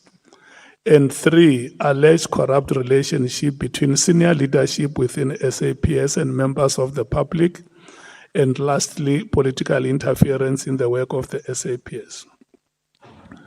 Mr. O'Sullivan, in extending his invitation to you, the ad hoc committee chairperson has indicated that you may provide such information to the committee if you so wish under oath in terms of the powers, privileges, and immunities of Parliament and Provincial Legislatures Act. Please be informed that by law you are required to answer fully and satisfactorily all the questions lawfully put to you, or to produce any document that you are required to produce in connection with the subject matter to the inquiry, notwithstanding the fact that the answer or the document could incriminate you or expose you to criminal or civil proceedings or even damages. You are, however, protected in that evidence given under oath or affirmation before a House or a Committee of Parliament may not be used against you in any court or place outside Parliament, except in criminal proceedings concerning a charge of perjury or a charge relating to the evidence or documents required in these proceedings.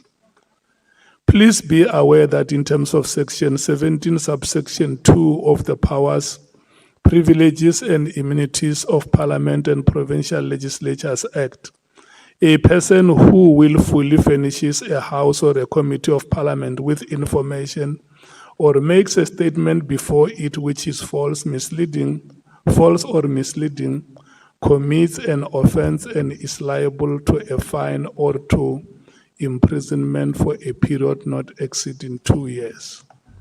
You are required to take an oath or affirm that the evidence you are about to give is truthful. Which one do you elect, oath or affirmation? May you please speak through the microphone? Oath, please. Yeah, that you have elected to take an oath. Please follow me as I dictate. I, and you'll state your names in full. I'm sorry, I didn't quite. May you please say I and state your names in full. I, Paul O'Sullivan, swear that the evidence I shall give swear that the evidence I shall give shall be the truth, shall be the truth, the whole truth, and nothing but the truth. And nothing but the truth. And so help me God. So help me God.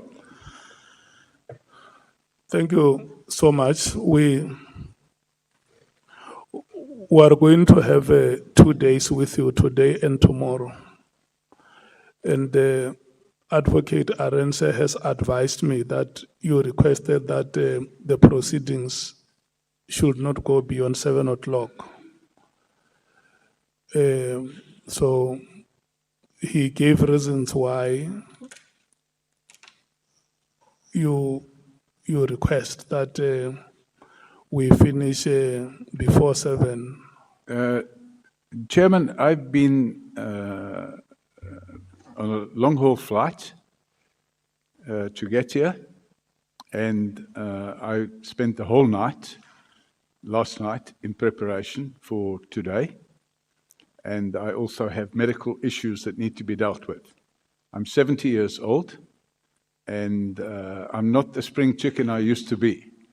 So, unfortunately, I have spinal problems, and I have to spend a certain amount of my time lying flat.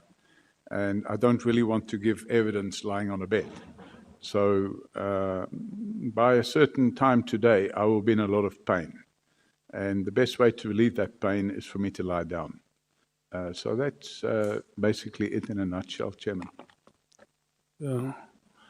No, I think it's a reasonable request. We will allow the evidence leader to start to lead you in the presentation of evidence. Honorable Malema. Thank you, Chair. I thought you'll also ask if Mr. O'Sullivan has got a company, people who have accompanied or people who have accompanied him. And if they are here, in which capacity, and can know what he's saying. Introduce them. I can't hear. Do you have people who have accompanied you today here? Pardon? Do you have people who have accompanied somebody you? here, yes. Who is the person? It's just somebody that's taking care of my security needs. Okay. Is the person inside the chambers? Correct, Chairman. Okay. Where is the person? I don't know, Chairman. I cannot see. What is the name of the person? Paul Gibson. Paul Gibson. Okay. And the security team of Parliament? The security team of Parliament, Chairman, are also scattered around this room and outside, and the police have provided me with additional escorts as well. So, the last document. Yes, Mr. Behari. Thank you, Chair. We were at the part where we state that your report attaches little or no value to the statement of Director Mkonazi. Chair, the document then that we considered was in the iPad report itself, and not the one on page 88. When we looked at the report itself, not the one on page 88, which is a letter from J.D. Mkonazi to the Chief of Police. The document is titled, it's basically the warning statement, Boxburg case number 26203 of 2023, obtained as at, was signed at the 21 July 2023, Chair. And Chair, the considerations and why we asked, because in that IPOD report, we asked him to look at attaches little or no value. So we could not see any reference to the sworn affidavit by Mkhwanazi. And the content of that sworn affidavit, if I go through paragraph 4 of that, Chair, which talks about his appointment by Deputy Chief of Police Mzolo. 5, when he assumed he's acting in the said post, he was given certain tasks, and then he correlates that to the tasks being on, I'm not sure what page, but there's a document to-do list dated 15 of October 2021. In that document here, on the last, so if it's a copy from mine, there would have been highlighted parts as well in that document. It's due date for SOP from Security Division and all, 20 October 2021. Reports mentioned there. So that is why it was, when we considered that, and furthermore, the report doesn't talk to, in line, see the to-do list marked Annex 2. So these were to-do lists given to him by Mzolo, and for him to continue to finalize that. And in that to-do list, I think 4.10 or 5.10, it says finalize standard operating procedure on Security Division by 20. So then it goes to the C memorandums marked number 3. Memorandums I wrote as part of the administrative duties. I included a memorandum dated 18 October 2021, which served to confirm working relations between EMPD Specialized and a company called CAT VIP Protection.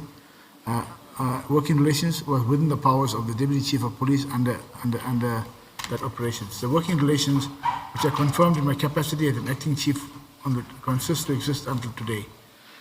Please refer to paragraph numbers so that we follow where you are reading. Paragraph 7. I do see it's paragraph 8 that you just started.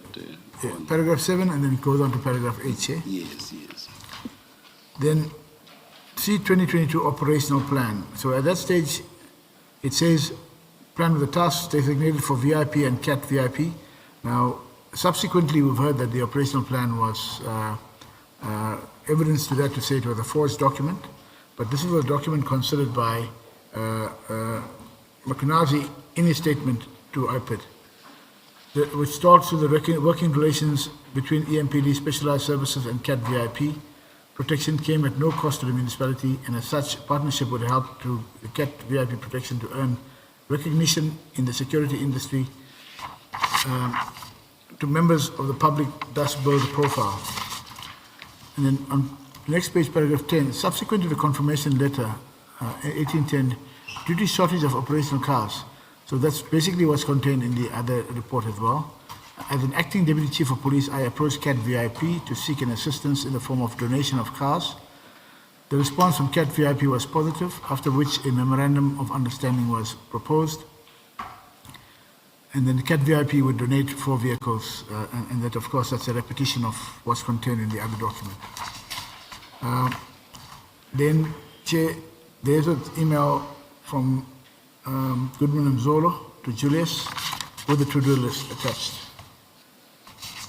So these are the documents we consider, Chair, when we look at what, because in the IPID report itself, we do not look at any way you refer to this document, which was part of the annex, which is part of the interview process. I'm concerned that whether this was taken into account, whether he had done any further investigations from there, do they discount what he said, in that regard. So that is what the line of thinking was when we said, your report attaches little or no value to the statement of the Director Mkhwanazi being the suspect in this document here. Then we went on, Chair. I'm going back to annex page 87. Mr. Bahari, Yes, Chair. can I stop you? Yes, sir. You made us adjourn for 30 minutes, and Chair made it clear to you when we adjourned that the purpose of you looking at this document was to show us where it says what you say. I mean, the sum total of this document is that the MOU was never finalized. That's what he says in para 12. And then that MOU is attached as one of the documents and it's unsigned. That's all this says. Chair, when we started dealing with the matter and we came to this part here, I was referred to page 88, which was a letter in another matter, or in the other issue, concerning the working relations with CAT VIP. So we're coming to now the IPOD report and the letter that was drafted with regard to looking at the so-called concern areas in the IPOD report.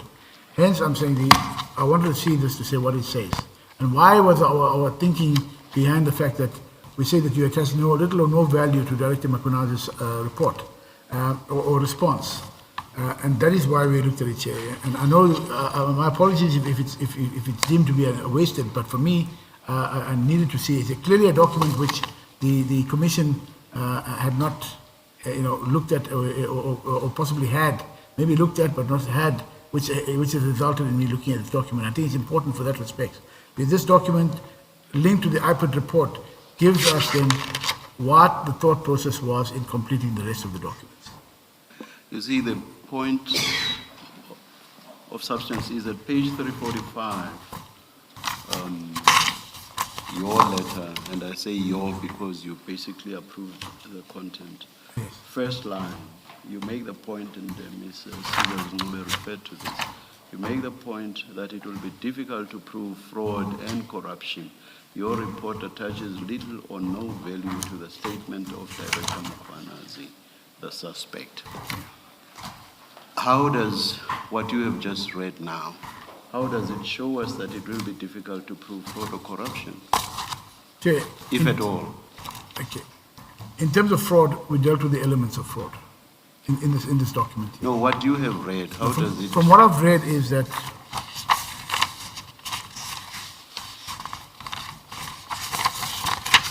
the Mkhwanazi, he was saying that he was responding to or furthering the functions or the duties given to him by the Deputy Chief of Police Mzolo. In doing that, he proceeded in this regard to say, when I assumed my acting responsibilities, he had to finalize, one of the issues he had to finalize at 5.10 was finalize the standing operating procedure on security division by the 28th of October. He then says that in line with the administrative tasks, executed my duties and designed a SOP and wrote memorandums connected to security division documents, which were all escalated to the office. We saw you and we saw that and we heard you read it. I'm asking you a simple question. How does it make it difficult to prove fraud or corruption? Chair, holistically, from the IPOD report read together with this document, and where we say you haven't considered what he's saying here in terms of the fraud and corruption, where was the elements are crafted here. So the document is essential to say that when we say you haven't considered it, in here, Mkhwanazi sets out the position, which we looked at to say, but if you're not looked at here without verifying what his position is, and what he says that he was acting on instructions or acting in furtherance of another matter, then that should have been also investigated further to complete your full report. So that is part of the issue. We looked at the evidence, hence the definitions to the extent of fraud and corruption, linked to fraud and then in terms of PRECA. I will suggest to you that that document has nothing that shows that it will be difficult to prove fraud or corruption. There's nothing in that document that shows that. And that is why it's difficult for you to pinpoint for us where the difficulty appears or manifests.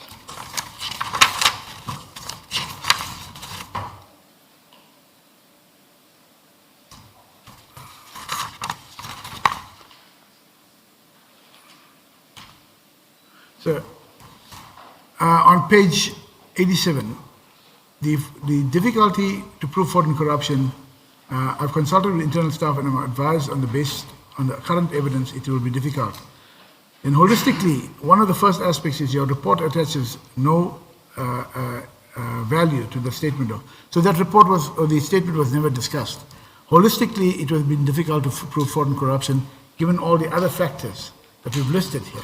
And it goes specifically to, if you look at in respect of fraud, what are the issues we raise? On page 3, in respect of corruption, what are the issues we raise?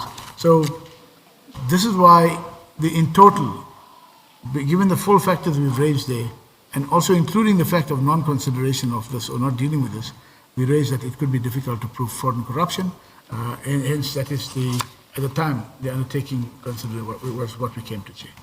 Ms. Seegers, when you were still dealing with the letter, let me come. Thank you, Chair.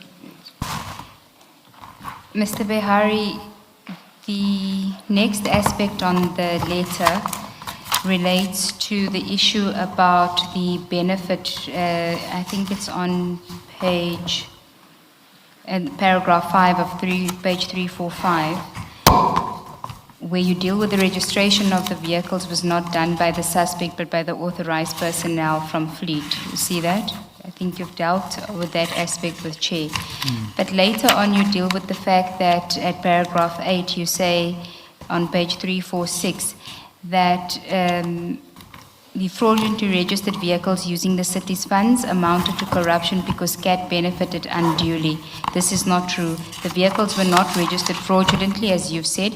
It is difficult to see how CAT benefited from the registration of the vehicles as they transferred ownership of their vehicles to the city.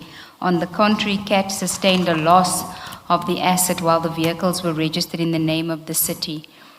Now, when you take that compared to what Brigadier Mkwanazi says in his statement, which you were referred to by Commissioner Kumalo in paragraph 12 of his warning statement, where he says the donation of cars, memorandum of understanding and delivery of vehicles was not finalized as a result of the dissatisfaction by the department, EMPD. If it says that the delivery of the vehicles and the donation of the cars were not yet finalized, it means that CAT was in possession of vehicles registered in the name of EMPD. Chair, the flow in terms of that part was that the vehicles were registered. They went to Christine had given, when the details of the vehicles were brought through, they were registered by Christine and his delegate or other officials involved in that. And thereafter, Rivers Peace, Deputy Commissioner Rivers Peace raised and said, no, these are not proper in terms of the donations. They went back, and that is when, I think within a day or two, they registered back to CAT VIP. So in terms of delivery, all the intention was, in terms of the donation that was effected, was put in place for receiving those the four vehicles. The only issue then was, of course, the important issue was that Rivers Peace raised us and said, no, the donations are not following the process, hence they were returned. And that is our understanding from what's contained in the document. Sorry, why do you say they were returned? What was returned? The vehicles, when I say returned in terms of ownership vehicles, so... No, Mr. Behari, you are a lawyer. You know how movable property is transferred in law. If Mkwanazi has never seen the vehicles, and EMPD or Ekurhuleni was never in physical possession of the vehicles, why do you say they were given to Ekurhuleni and then they were returned? They were never given to Ekurhuleni. What happened was that registration documents were completed and the cars were registered in the name of Ekurhuleni. Yes. But there was never delivery of any vehicles. And those vehicles remained in possession of CAT VIP. That's the factual position. Chair, I never said that there was physical delivery of those vehicles. I said that changes were given because Mkwanazi gave the details to Stein. He registered the vehicles. When I talk about return, I mean return of ownership, not the physical vehicles. That means they went back and they re-registered the vehicles again out of the names of such as Ekurhuleni back to the donor, at that stage. So there was never any time where I suggested that the vehicles were physically came to Ekurhuleni. What was the benefit for Ekurhuleni during that time?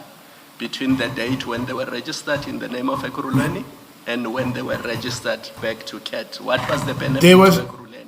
there was no exact benefit at that time, but if you look at the entire intention of the process was for the vehicles, Ekurhuleni to receive 4 vehicles.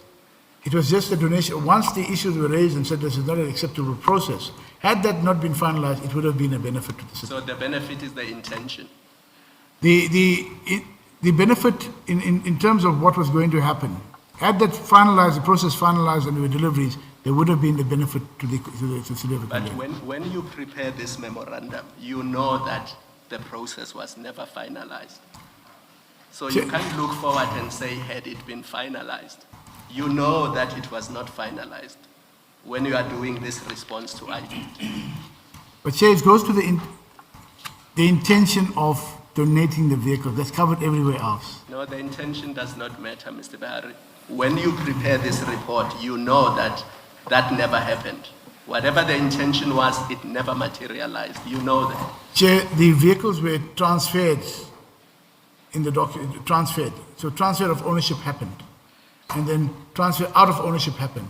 The delivery itself would have been perfecting and finalizing the process. That never happened. Thank you, Chair.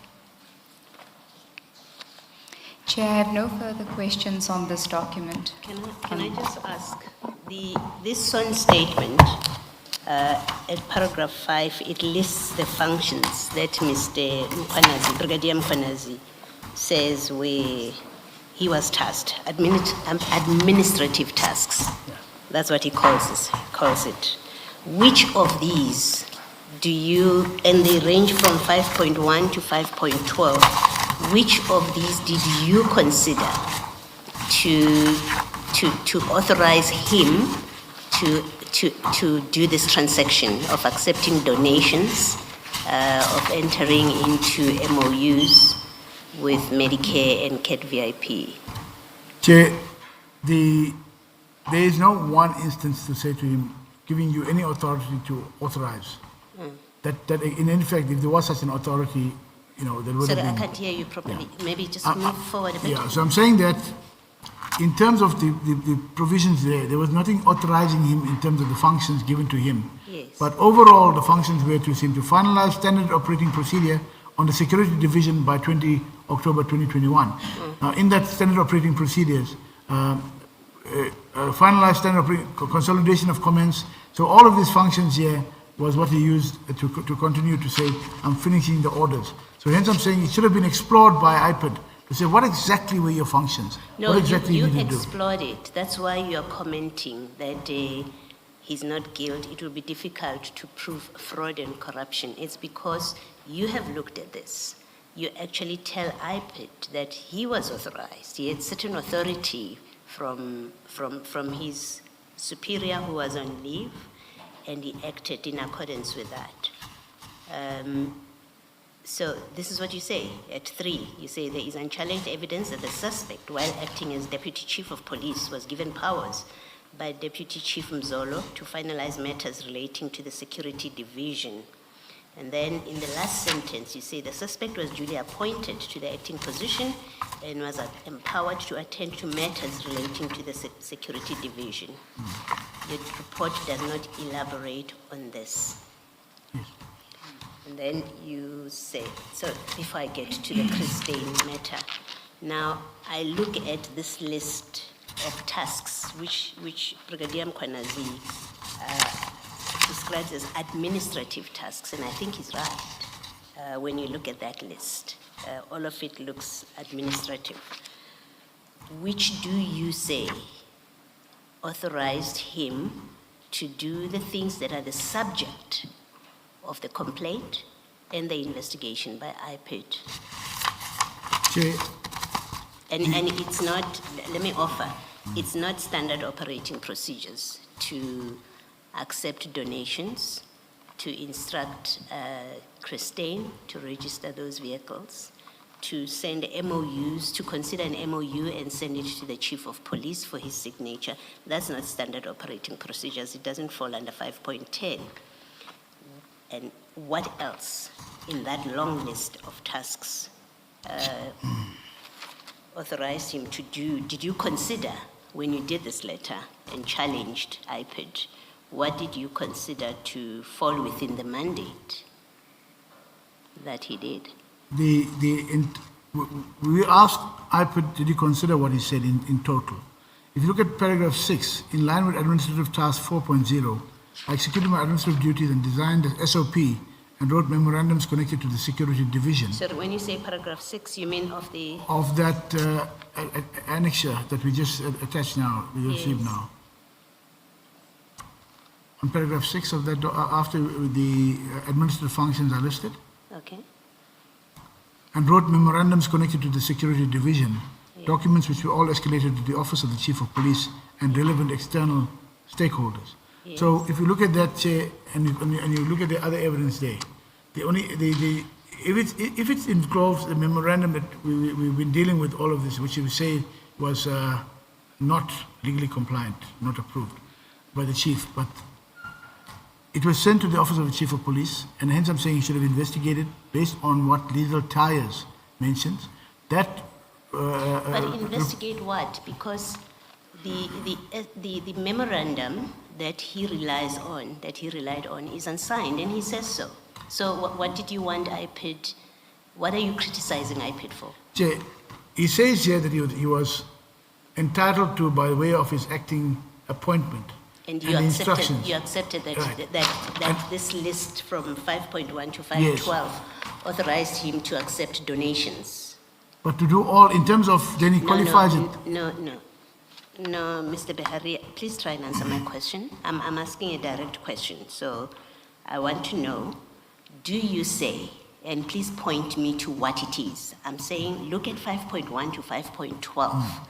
Do you say anything in that list of 12 tasks empowered him or authorized him to accept a donation of motor vehicles and to get it registered in the name of the EMPD while those motor vehicles remained with CAT VIP, because that's what happened. We know that's what happened. Sure. Are you saying 5.1 to 5.12 authorized him to do that, and which of these tasks do you say authorized that?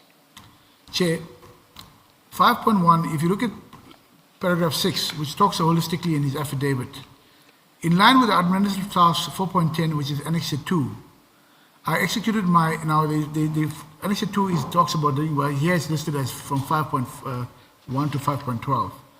It refers to 4.10. I executed my administrative duties and designed the SOP and wrote memorandums. So I would expect that they didn't deal with that in that report. No. Forget IPID did not deal with it. You are looking at IPID's report.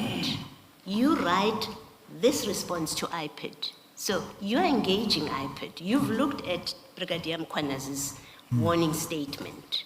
You satisfied yourself that what he did falls within the tasks that are listed in there. Otherwise, you wouldn't say what you're saying in the statement. You wouldn't say to them, fraud would be difficult to prove, right? You wouldn't be saying that. You wouldn't be saying corruption would be difficult to prove unless you have engaged with it and formed a view. And that's the discussion I'm having with you. I'm testing you because remember, as the chair told you yesterday, the background to this engagement with you is you colluded with the CEOs, with the city managers' protection of Brigadier Mkwanazi, who evidence before us is he was involved in a relationship, an inappropriate relationship with Mr. Madlanga and Mr. Madlanga's company. That's the context in which we are having this discussion with you.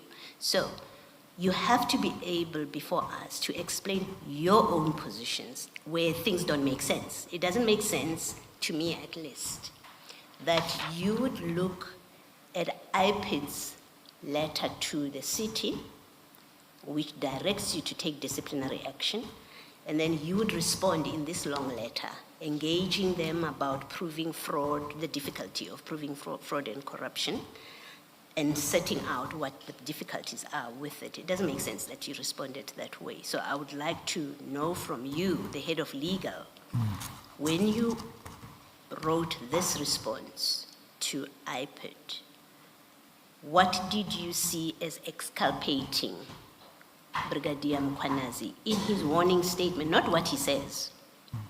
You see the list of tasks, you see paragraph 6, where he says, in line with administrative task item 4.10, which is to finalize standard operating procedures, I executed my administrative duties and designed the SOP and wrote MOUs connected to the security division, full stop. Rather, documents which were all escalated to the Office of the Chief of Police and relevant external stakeholders. That paragraph, when you read it in this warning statement and when you looked at the tasks, what did you consider to be exculpatory of Brigadier Mkhwanazi that would make the corruption claim and fraud claim difficult to prove?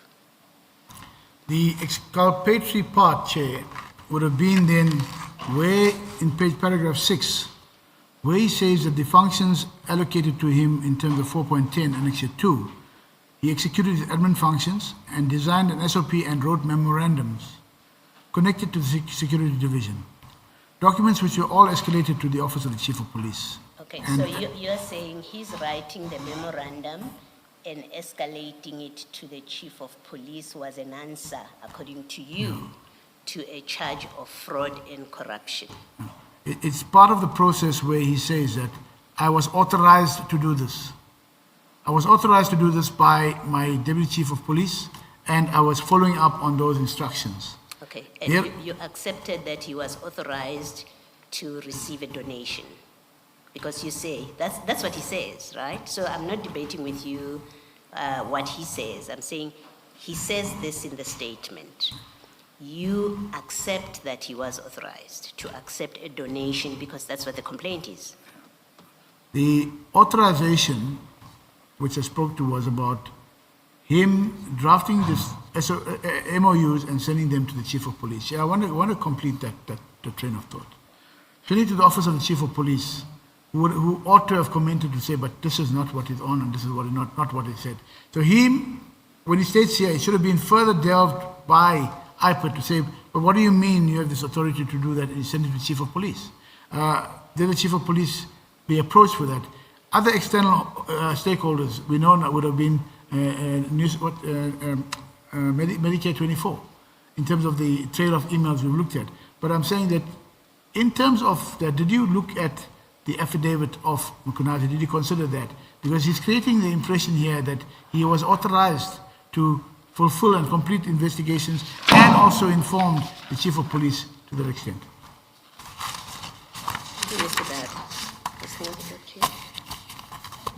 Thank you, Commissioners.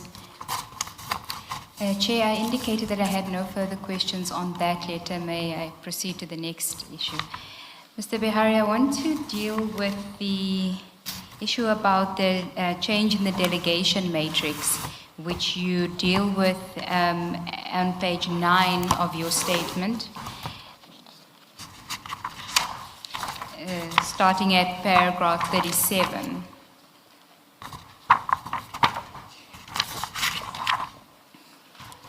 Yes, and we did deal with it to some extent. It is in relation to the 22 August 2023 directive from the city manager, you recall? Apologies, whilst I was looking for the statement, I did not hear the page and paragraph. It's page 9, paragraph 37, Chair. Thank you. Recall that we dealt with that, and in particular paragraph 41 on page 11.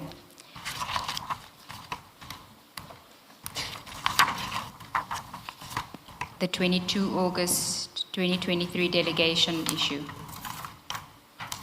Yes. Now, you don't really give background as to how this delegation matrix came about. Do you recall what transpired just before the directive from the city manager?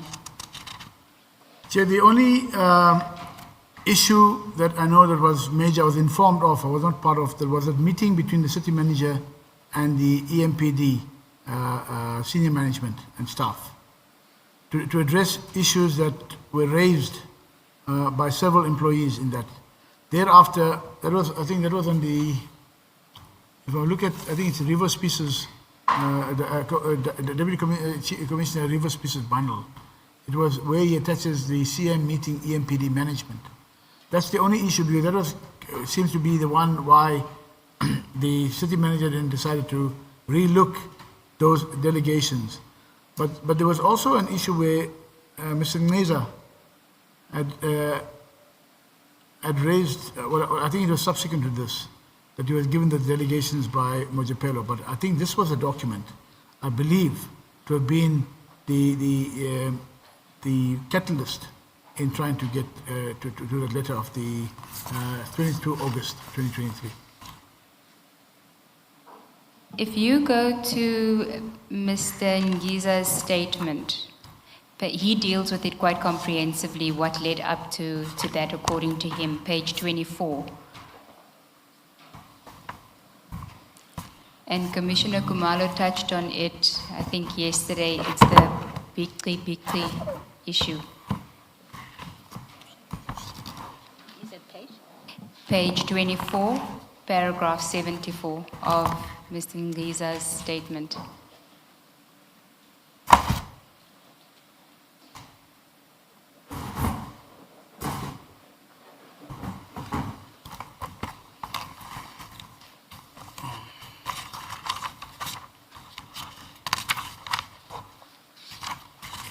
Page 24, paragraph 7. Yes. Page 24, paragraph 74. Do you have it? Yes. Anonymous emails. I have it. Okay. And you see he refers to a date of the 20th of August 2023 when the first email was received from bikli852@yahoo.com. And the email was sent to Jeff Wicks and Ms. Kasheka, Dr. Mashazi, Deputy Commissioner Space, Chief Mapieye, and yourself were copied in on it with the subject line favoritism, corruption. And the contents of the email was effectively that there is a clique that is protecting Julius Mkwanazi in respect of disciplinary proceedings, which are the disciplinary proceedings we've been dealing with.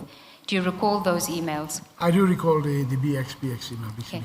Then at paragraph 78 of his statement on page 25, he says he saw the email on the morning of the 21st of August 2023. He called Chief Mapieye, who indicated that he had not seen the email as yet. And he says, I did not respond and did not have an opportunity to properly consider the email because I was a witness in a labor dispute scheduled to be heard in Benoni that morning. At 79, he says, that very morning I received a call from Ms. Kasheka instructing me to drop everything and to immediately get to the office of the city manager. He says he pleaded with the arbitrator to release him, and at paragraph 80, he says, on his way to the city manager's office, I received a call from Mr. Titi Majang of Majang Attorneys, and he informed me that he had received a call from Advocate Kemi Behari demanding that he gets to the city offices immediately. He refused because it was a last-minute demand and he already had other commitments. At 26, paragraph 81, Mr. Majang shared with me that from his discussion with Mr. Kemi Behari, he gleaned that they suspected a leak of Brigadier Mkwanazi's charge sheet. Mr. Majang was upset because city management had stopped the disciplinary proceedings against Brigadier Mkwanazi without an explanation to him, and yet they were now demanding that he drop everything and come see him. Then he says he went to Germiston and went to Dr. Mashazi's boardroom where Ms. Kasheka, Dr. Mashazi, and yourself were all present. And he then says Dr. Mashazi asked him if he knew Bikli, and he denied. And so you would have read what he says about that version. The important aspect of that is the email is sent on the 20th of August. There's a meeting on the 21st of August. He gets summons to this meeting. He is the HR specialist, correct? He's correct. Division head, employee relations, yes. Yes. And on the 22nd, a delegation matrix directive is issued by Dr. Mashazi, which effectively transfers all his powers insofar as disciplining employees are concerned over to you. Now, in light of that factual matrix that he sets out. What is your version on how this directive came about? It seems very compelling that it was all designed to protect Brigadier Mkwanazi. Chair, to look at the directive of the 22nd of August, and I've stated again, in no way did it take any powers from anybody, even the HOD or elsewhere. It was an added leg in terms of where we looked at, and it goes back to the HR to continue with the functions. So in no way did that directive, it actually gave me more of a burden in terms of now going back and doing a consideration of, does it need to go for further investigation? Does it need to go for an internal department, or to recommend to the external tribunal? There were factors, in fact, from the 17th that have been going on. There was, together with the meeting with the EMPD, if this was one of the factors went on, I recall the meeting on the BXBX email. There were several concerns. I did call Mr. Majang, but not in the manner, the way it's put here. I did call Mr. Majang and said we have concerns because the charge sheets, which CM didn't see it, or the HOD HR didn't, and she's been trying to get the charges. We have concerns that these charges were now leaked, or there was a leak in the BX email, which deals with all of the issues up to the attempted service of the charge, if you look at the full content of the BX email. So I had no problem with that respect, because I had to, as a deputy information officer, raise those concerns when the BX email came through, and we did follow up on that. Now, if he's aligning that aspect to removal of any functions, there was no removal. If you look at the exact letter, Chair, there was no removal of any functions or anything for him. Just created an added leg of my involvement from a compliance perspective as to what was required. And I think, Chair, as I was going along further, if I may, it is just wanted for us to give full disclosure and treat all the employees, especially at the EMPD. If I looked at the EMPD complaints as well, Mr. Niza's name was mentioned in that EMPD complaints as well. So there were complaints brought by various, so you can see clearly at the EMPD meeting, there was a crisis that was involved with senior management. So all of this issue in total would have contributed, not necessarily the standalone issue of the BXBX email. And in any event, I wasn't given the overall responsibility to decide anything on disciplinaries. That was never the content as I understood it in the letter. In the context with which you understood it, so in the context with which you understood the new delegation matrix, you say that you didn't have those powers. I never had the powers to take over any disciplinary proceedings. The only added leg was there to ensure an added leg of compliance for us to consider what is the evidence available up to even the 1st of July, sorry, the 1st of December. I was performing that part as well. Can you go to that new delegation? It's PN 13 in Mr. Ngriza's statement, page 311, in his annexes.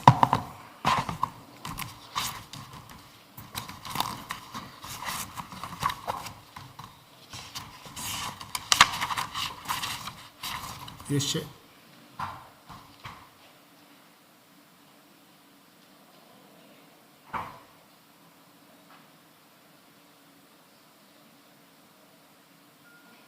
Before we actually deal with the document, can you tell us what was your involvement in the drafting of this document? I did not draft the document. I was not involved in the drafting. The concerns city manager raised was stemming from the issues at EMPD, which seems to have culminated in this process. So the BX emails came in between that, and that then added a further ground to say, but how is the possible leakage of information at the city? And there's been a lot of leakage in most of the departments, where we're having then emails that you cannot link or very difficult to trace in terms of who has been dealing with the defamatory material or what other leakage of information, personal information, and so on. So that is where the concern came from the city manager. So it's in the cumulative part, from starting off on the 17th with the meeting, and then I was informed about the meeting, and thereafter the issue of the BX email came out, and then city manager came up with this. So I had a discussion in terms of, I was briefed that this was what would be happening, but I was never part in drafting this document itself. Okay, but so you were informed that you would have added responsibilities I was before informed, the document was communicated to the rest of the team. yes, I was informed that I have to add in terms of looking at the evidence issues and so on, and do we sustain a possibility of successful HR matters or any other disciplinaries in all departments.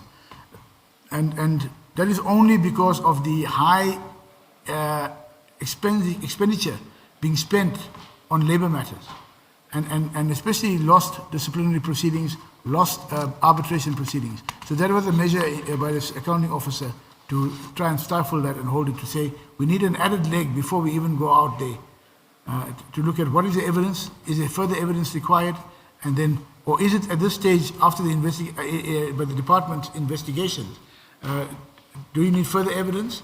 Can we go on with the department to do its own internal, depending on the seriousness of the allegations, or can we go for a disciplinary tribunal? I would recommend then to the HOD to say, I think at this stage we have sufficient evidence to go on with the disciplinary tribunal. Mr. Behari, you say that the reason for this is because of the high number and the expense of labor matters.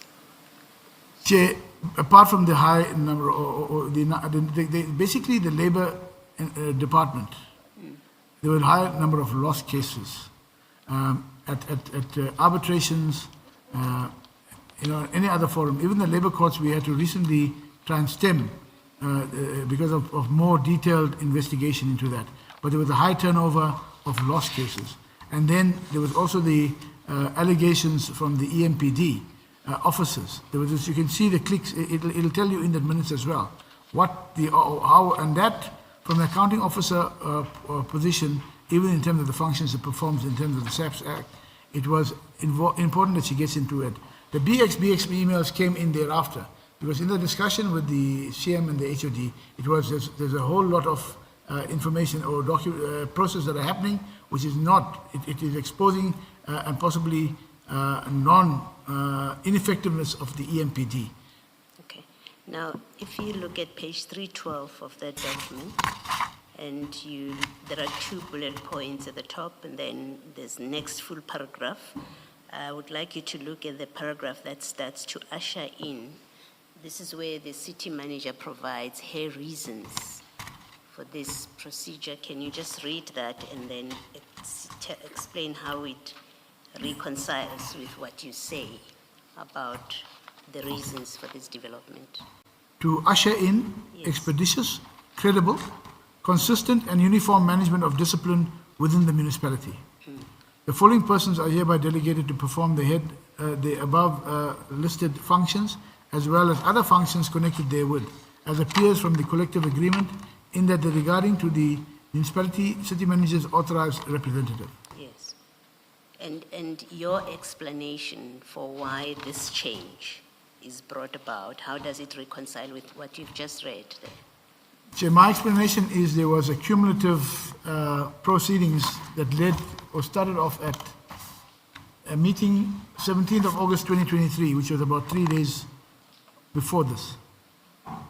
And in that document, in that meeting, which is, I'm looking at the recording or the minutes minuted by Mr. Spies, but there was a clear indication of a disjoint between factional parties in the EMPD.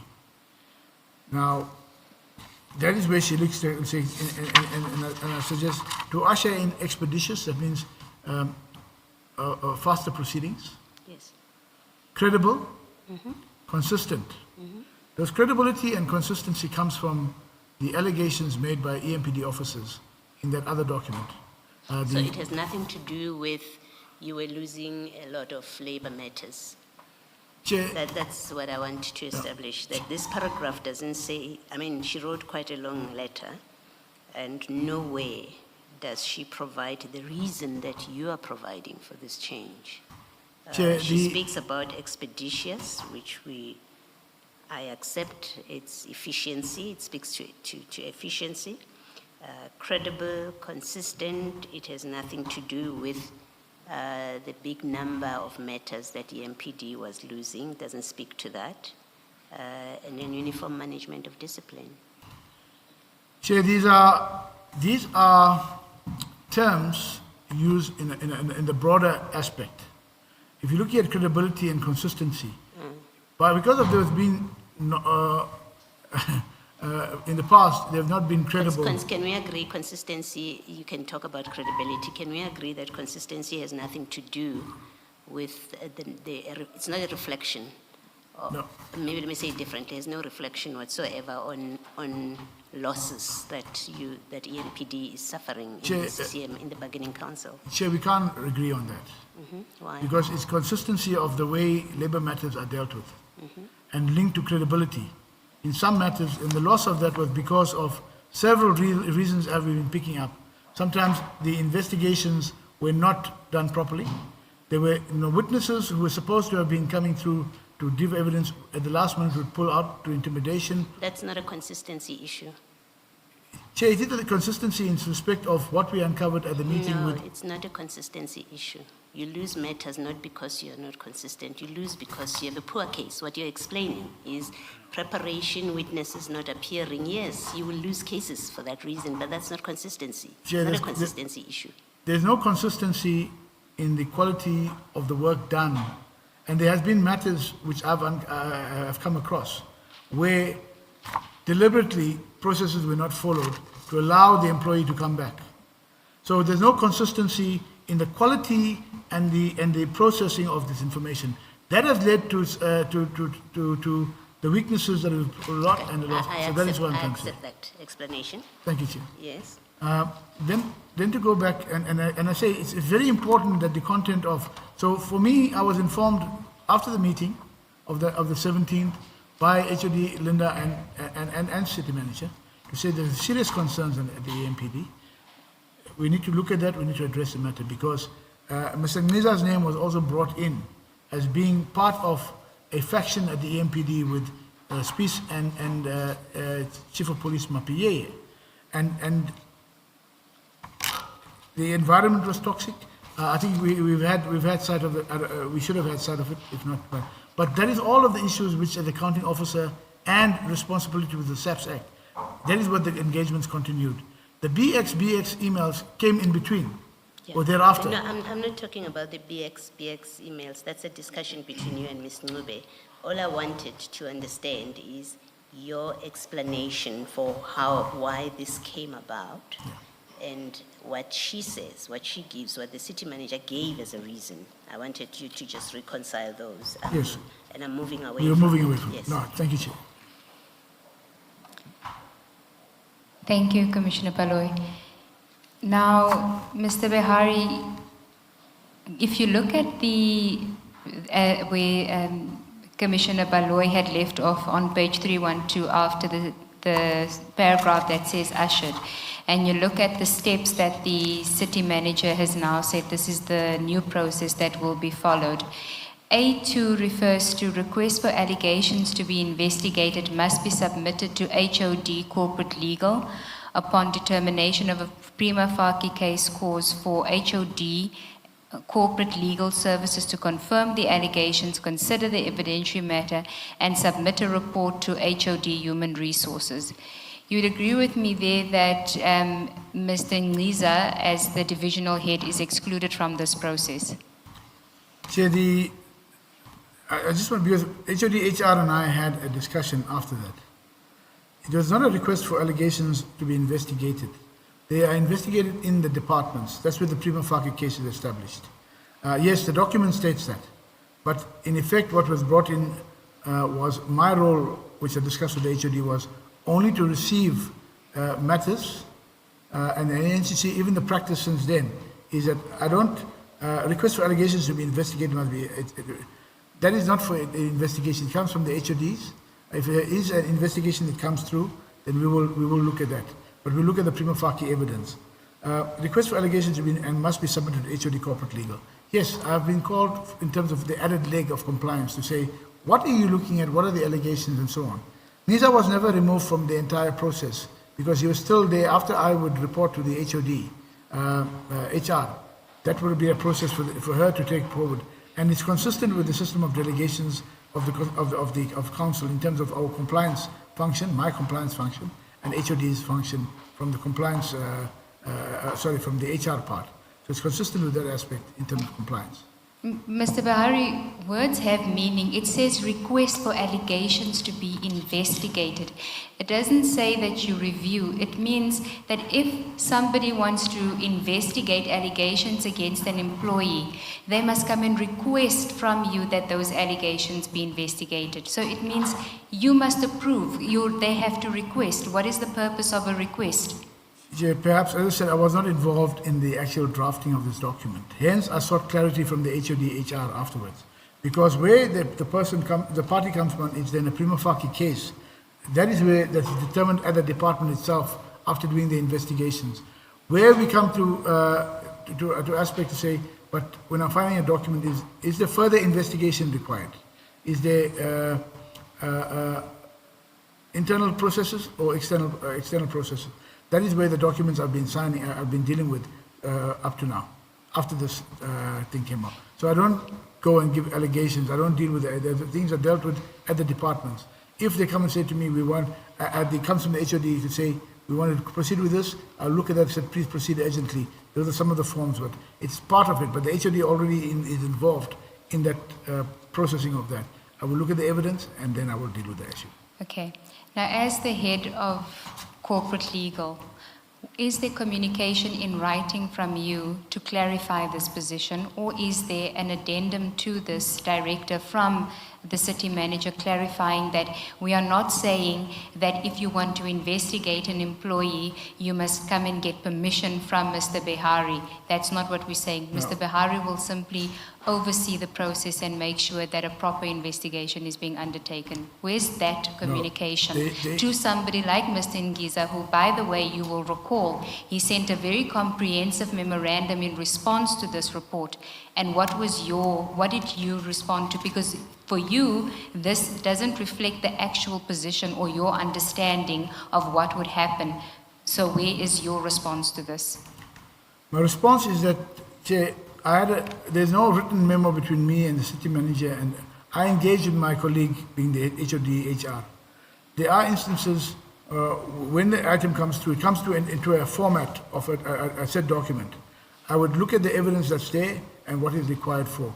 There were instances when EMPD was sending through to me, even recently, we want a further urgent investigation. But the chief or the head of that will say, proceed with the investigation. And then it comes to me as an added leg to say, what else is required? Those are documents I've been signing.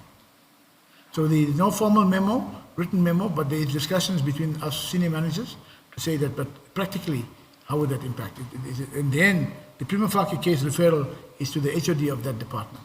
Did that discussion of senior managers include Mr. Ngiza? Chair, I don't deal with Mr. Ngiza. It's a discussion that should have been done between him and the HOD of the department. She knows who's dealing with what aspects, who's delegated with what functions. He is a divisional head, employee relations. He should have been consulted in terms of what are the aspects. I will do that too when I'm dealing with my divisional heads in terms of how we carry out the other part.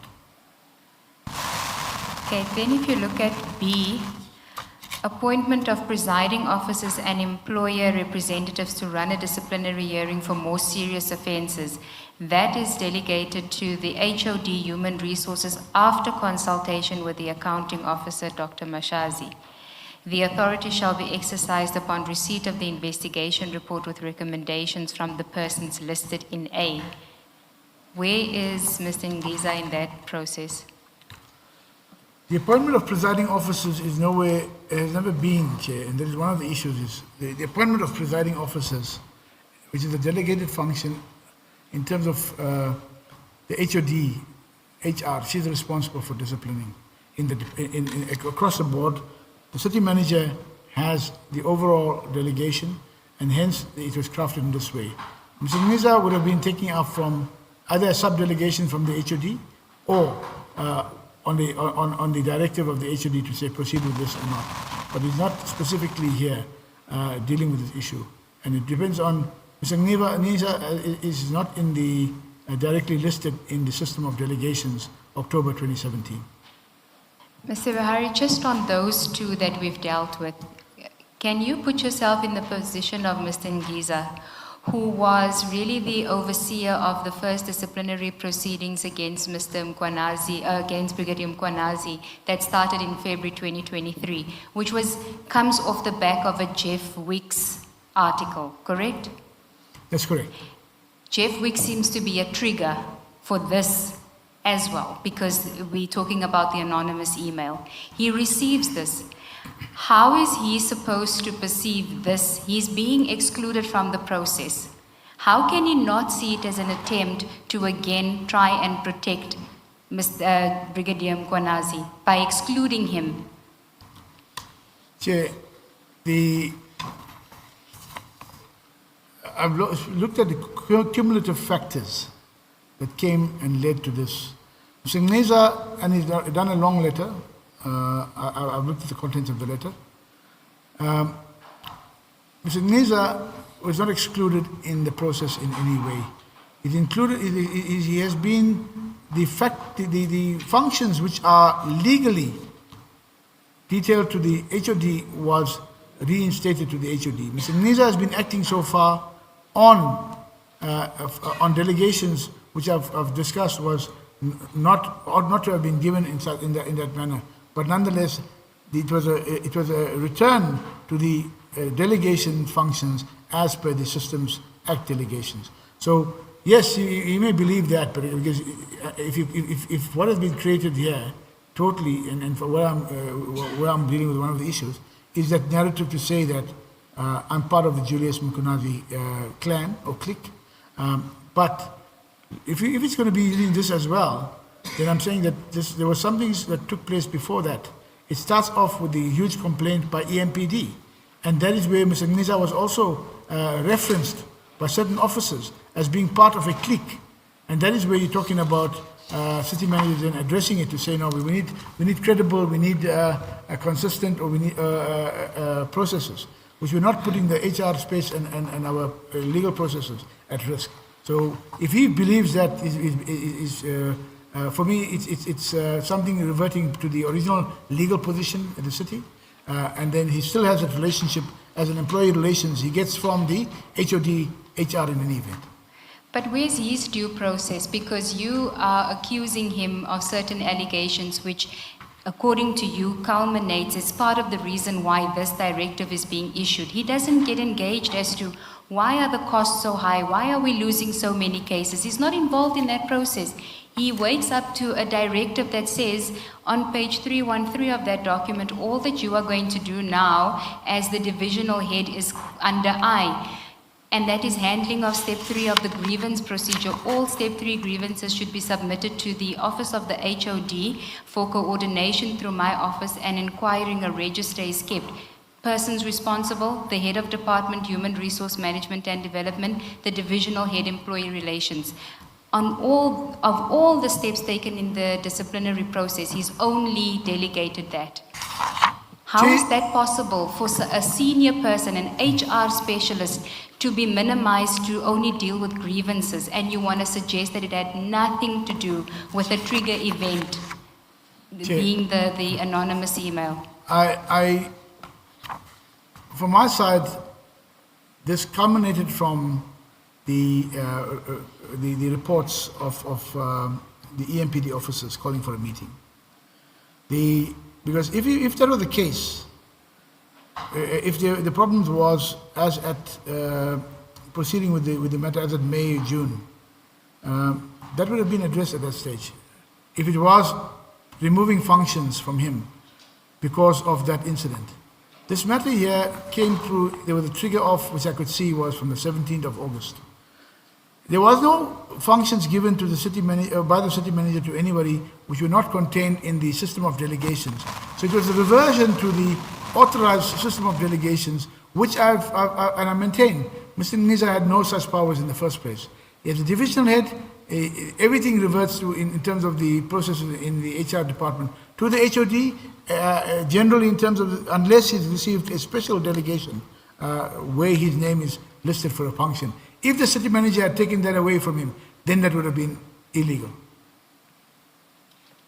Okay, so your evidence when you said that you don't decide whether to go ahead with disciplinary proceedings, remember that was in the context of you saying that it was just an added step of compliance. And I asked you, so if there's tension between what the HOD wants to do and what you ultimately come to a conclusion should be done, you said you don't get to decide that. But if you look at what it says about the investigation, it does suggest that you decide whether allegations will even be investigated. In other words, you get to decide whether disciplinary proceedings are even triggered.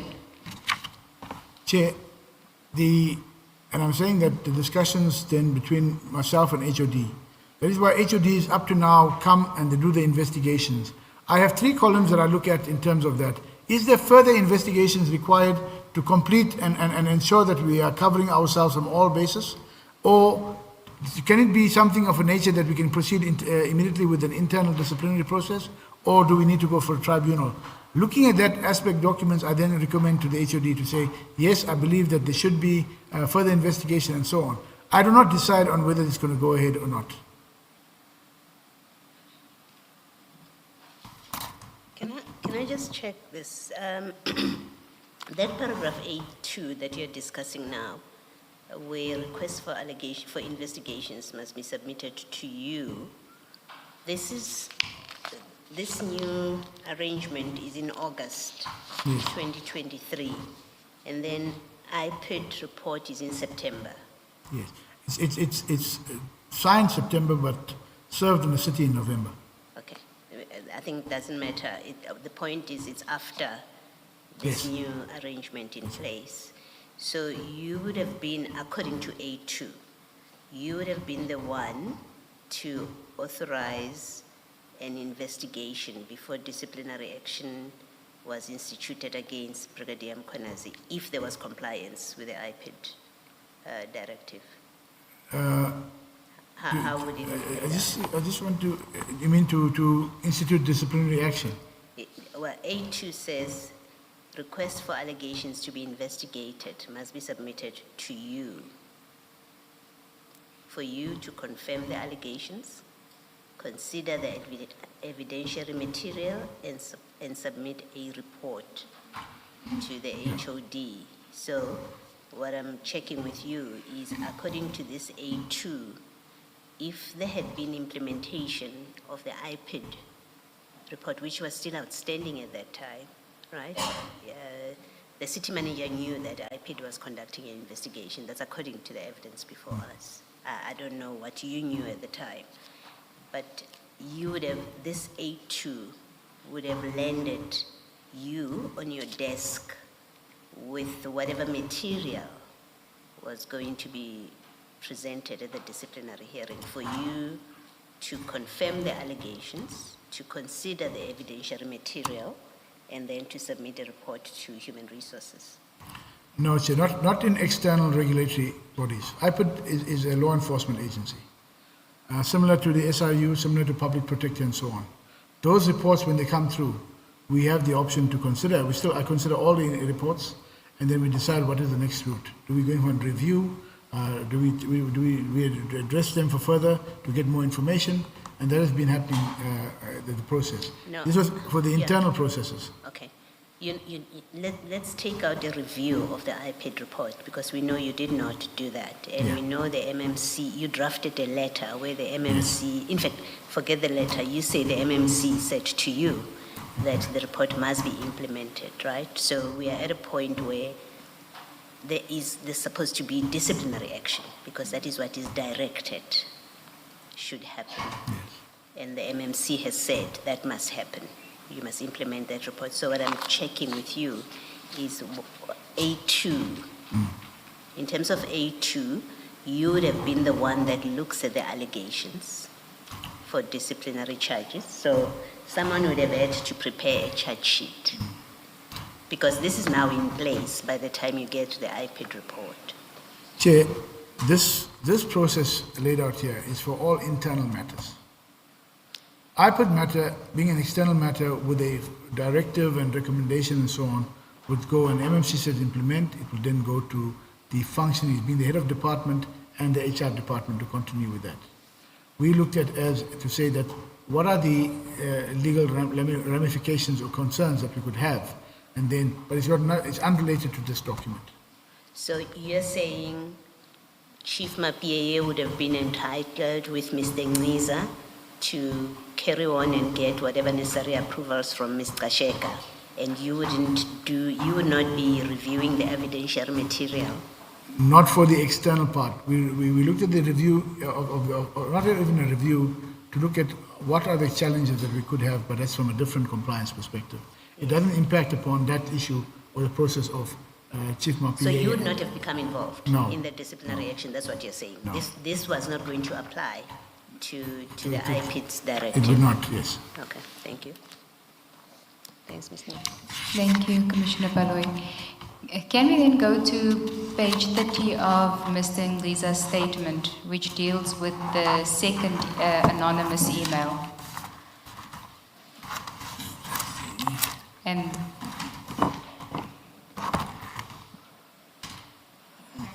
paragraph 98 of his statement.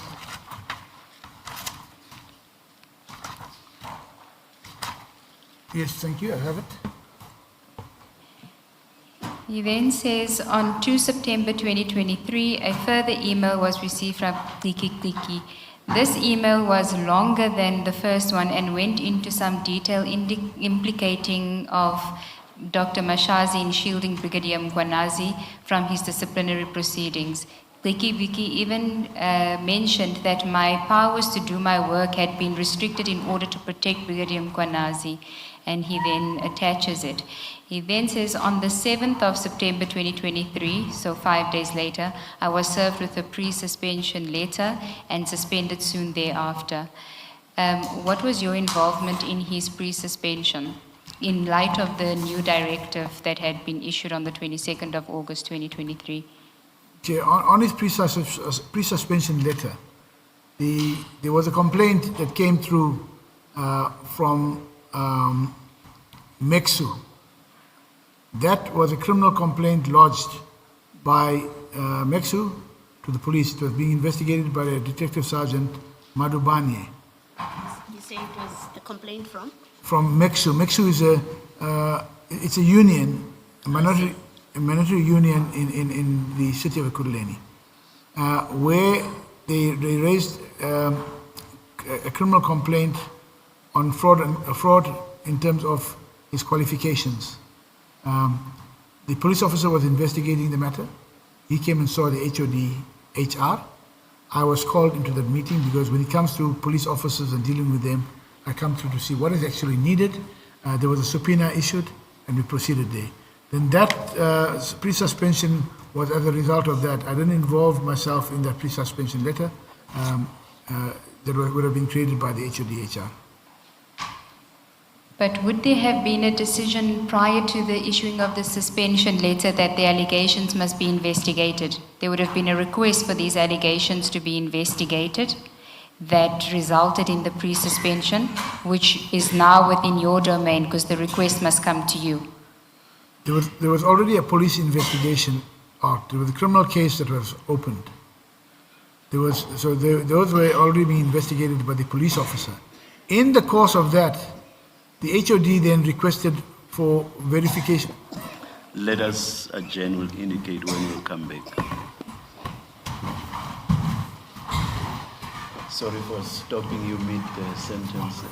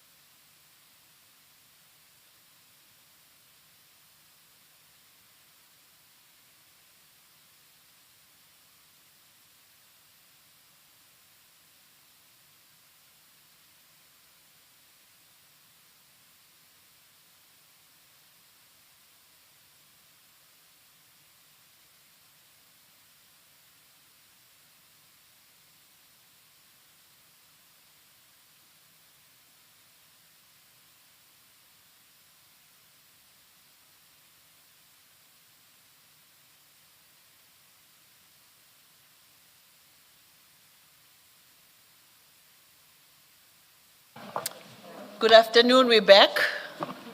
Good afternoon, we're back. We're just about to start. Kindly put off your cell phones. Thank you.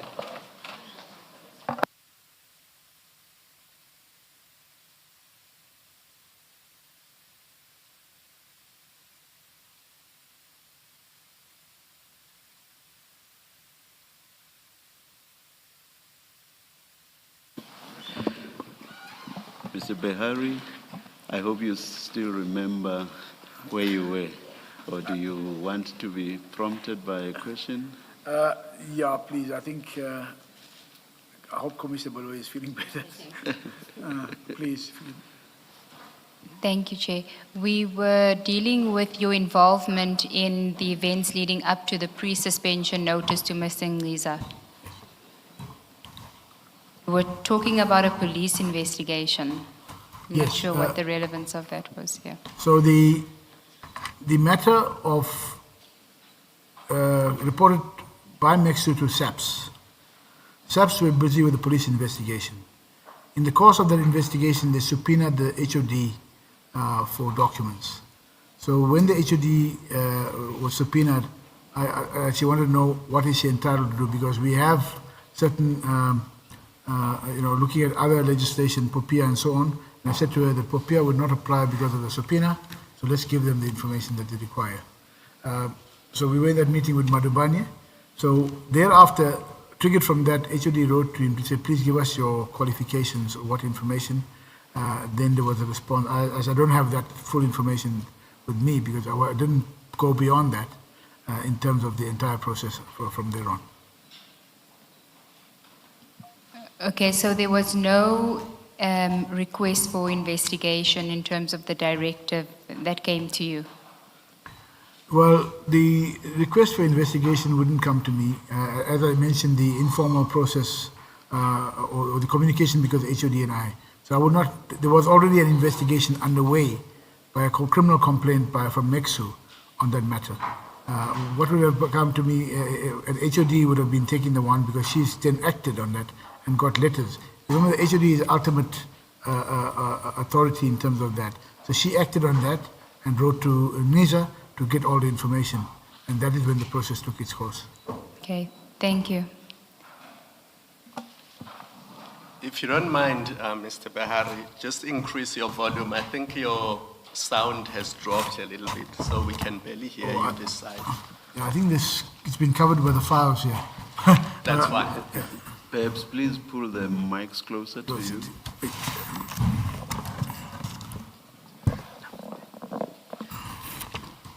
Mr. Behari, am I correct that sometime in 2024, around March, your role changed from being head of legal to now being head of risk and legal? Yes, Chair. Yes, I'm not asking. I'll say yes, but there's still some issues being addressed in that matter. And your responsibility became to advise Ekurhuleni not just on legal matters, but also on risk. So things like legal risk and reputational risk, that was now your responsibility. Yes. Yes. Now, from September, let's say November, because you said the IPID report was only sent to Ekurhuleni around October, November, but it was signed in September. From November 2023 until December 2025, when you were suspended, did Ekurhuleni take any action against Julius Mkhwanazi? Not that I'm aware. I think there was action taken. He was suspended in December after testimony in this commission. Yes, he was suspended in December 2025, but he was suspended as a result of the action being taken by the city arising out of questions posed by the Premier. Yes. So that is the process that unfolded through the Chief Audit Executive Office. They went through the report to Council, and that is the process. I was not part of that. Let me put the question another way. From November 2023 until you were suspended in December 2025, did you ever advise the city of Ekurhuleni to take disciplinary action against Julius Mkhwanazi? No, I did not, because in terms of the risk function, and the risk function speaks overall. It speaks about overall for the organization-wide risk. Those matters were being addressed at different departments at different junctures. So overall risk from that part, from when I was dealing with that from 2024, I would look at the risk matrix. What are the risk reports that have to be done? Where are the different issues of risk? So in terms of then, there was processes, one that stalled, processes with the... Mr. Mayor, please don't take me to processes. My question was, did you? And your answer is no, you did not. No, I did not, Chair. Yes, as I said, so- it was not an aspect focusing only on the one issue. The risk function focuses on a whole lot of issues. That is and there are templates for that. Thank you, Chair. That is fine. Yes. I've just handed you a document, and it is a transcript, yes, of the evidence of Dr. Mashazi on the 1st of December 2025. Yes, Chair.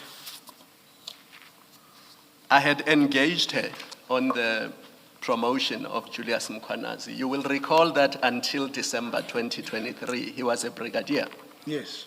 and he was responsible for corporate services, one of the divisions there.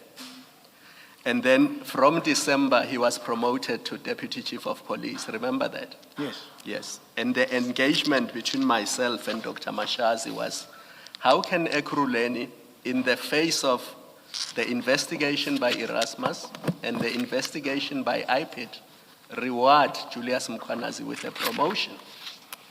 And she told this commission that Mkhwanazi had been cleared and there was no investigation against him, and there was no finding of wrongdoing against him, and for that reason, there was no reason why Ekurhuleni should not have promoted him.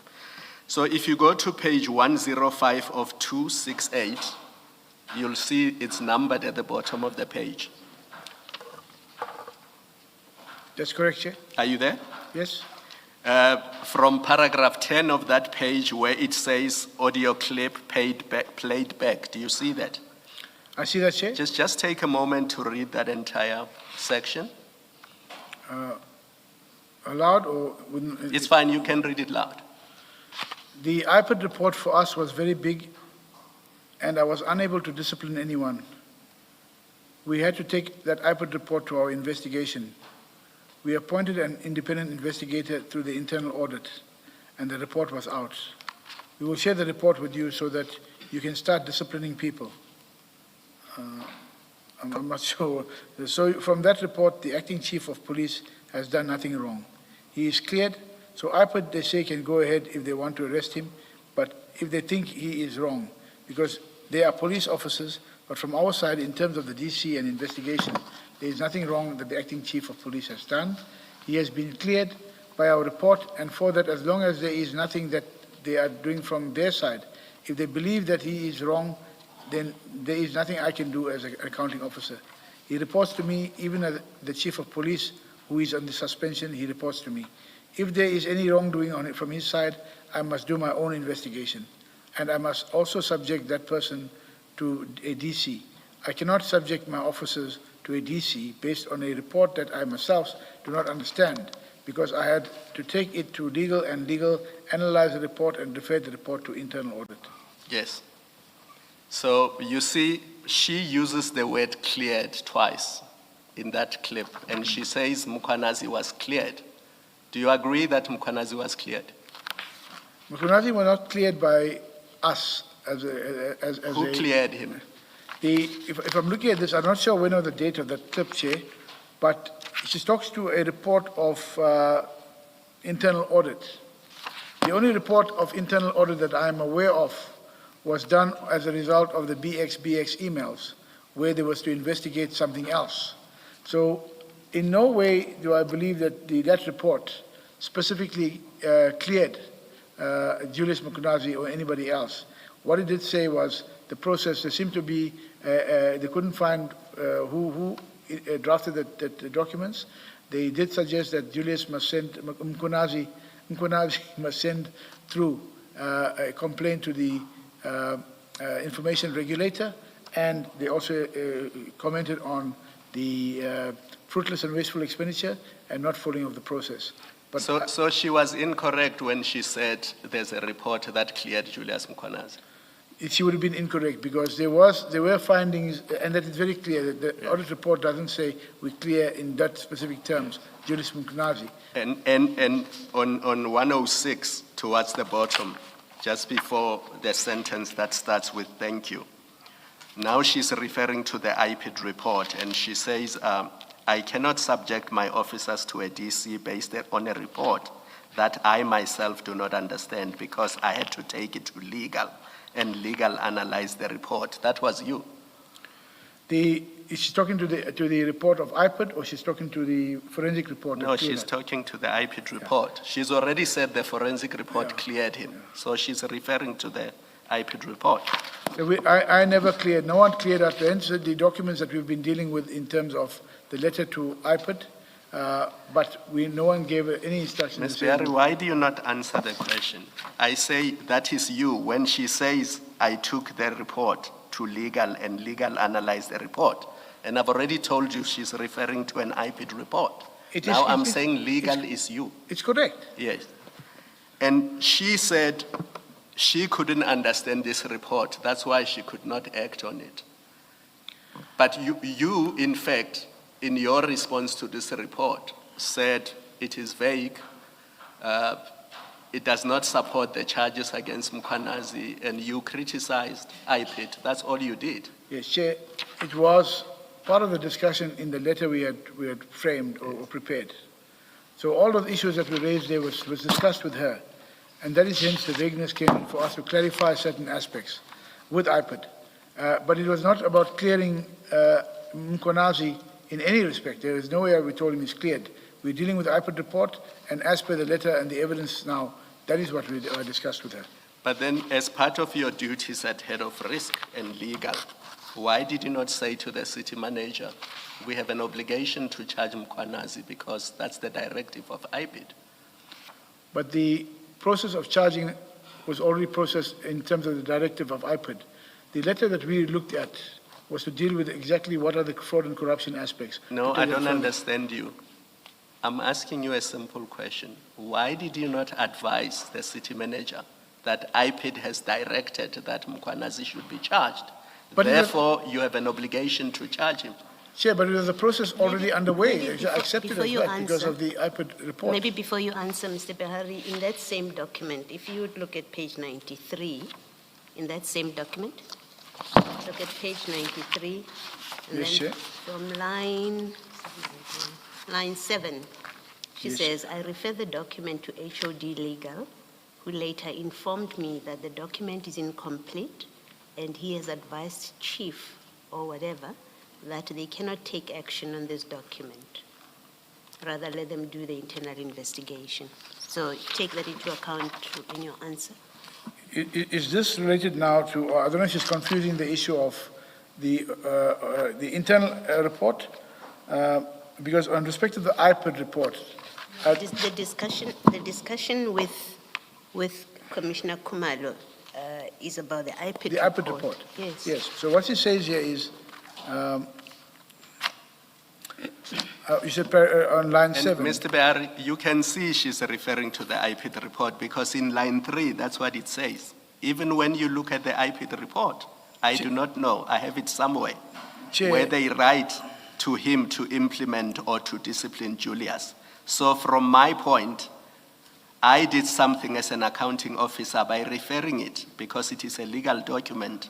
I referred the document to HOD Legal, that is you, who later informed me that the document is incomplete, and he has advised chief or whatever that they cannot take action on this document. I mean, that is clear advice to the city manager. The city can take action on this document, rather let them do the internal investigation. Chair, I do not give such an advice to city manager because I never engaged with chief of police on this. Hence, I asked is it with the previous one or not. That's the only other one I engaged with chief report was the internal affairs. I didn't engage with chief of police on this matter. So no, hence I'm saying... We're talking about the city manager. Mr. Behari, please stop doing that. We're talking about the city manager. She says you informed her that the document is incomplete, and you advised chief or somebody, she doesn't know, that the city cannot take action on this document, which is the IPID report. Rather, they should do an internal investigation. Chair, as I'm saying, Chair, that is not my advice to the city manager.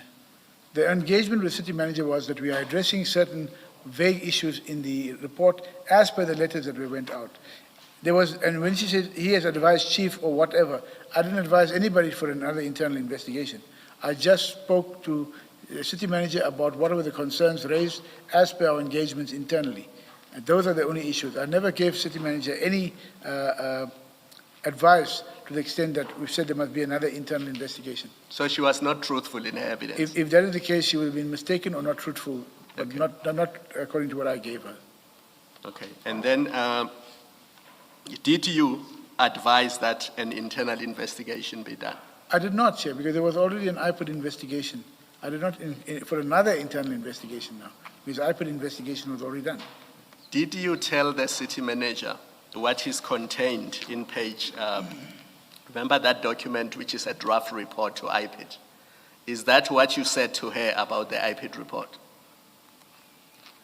Page 21 of our letter. I think it's 324. We don't have to go there. You know the document I'm talking about. The draft report to IPID or the draft response to IPID. Yes. What is contained in that document? Your attitude to the IPID report. I discussed the content of that letter. So it Is would have that what included you everything. told the city It would manager? have included the entire document. That the charges are not sustainable? We believe the charges are not sustainable. Yes, correct. So then how can you expect a city manager to proceed to charge Julius Mkhwanazi if you yourself told her that the charges are not sustainable? Because of the process, we're still embarking to clarify it, but I did tell her that, yes. Chair. Yeah, but if the charges are not sustainable, you cannot charge Julius Mkhwanazi. But I explained to her what the process is. So at that stage, it is not sustainable, but we are engaging with the IPID to get clarity on aspects. But you never engaged with IPID. You said so yourself that the letter never went out and you never followed up to ensure that it goes out. Yes, So we never- in fact, you blocked the process because you didn't engage with IPID. You told city manager that you are engaging with IPID, that's how the process will go forward. And then you never engaged with IPID, which means you stopped any chance of Mkhwanazi being disciplined. Chair, I never engaged with IPID because we were in the process of doing the letters to IPID to clarify what are we going to address. So I never engaged with IPID. I never blocked any process. Advocate Behari, we are now looking backwards. We're not looking forward. We are 2 years later. We're looking back. You did not engage with IPID, which means it is you. You said to the city manager, the process will be, I will engage with IPID. But you did not do that. So the process stopped because you did not do what you told the city manager you were going to do. Chair, what I said to the city manager was, in terms of the content of our letter, which was speaking on fraud and corruption, it was not talking about stopping the disciplinary process, which was addressed to Chief Mapiyeye. The issues that are raised with city manager on the fraud of corruption was, we were in the process of dealing with the issues, and I said to her, this is what the content of our letter is. I repeat myself, how can they charge Mkhwanazi when you have said to them the charges are not sustainable? Chair, the issues we raised in terms of that, if they want to charge them in terms of what IPID says, it was a directive from IPID to that. Of course, later on we said it's a recommendation and we had our discussion on that. But I said to the city manager that we are engaging to clarify these issues. This is why it is vague at this stage. It's not about stopping any issues of proceeding to charge Mkhwanazi. Thank you. I'm going to leave it there. If you, head of legal, say to the city manager, there is no merit, these allegations, because the charge, the formulation of the charge is based on facts. There are certain facts.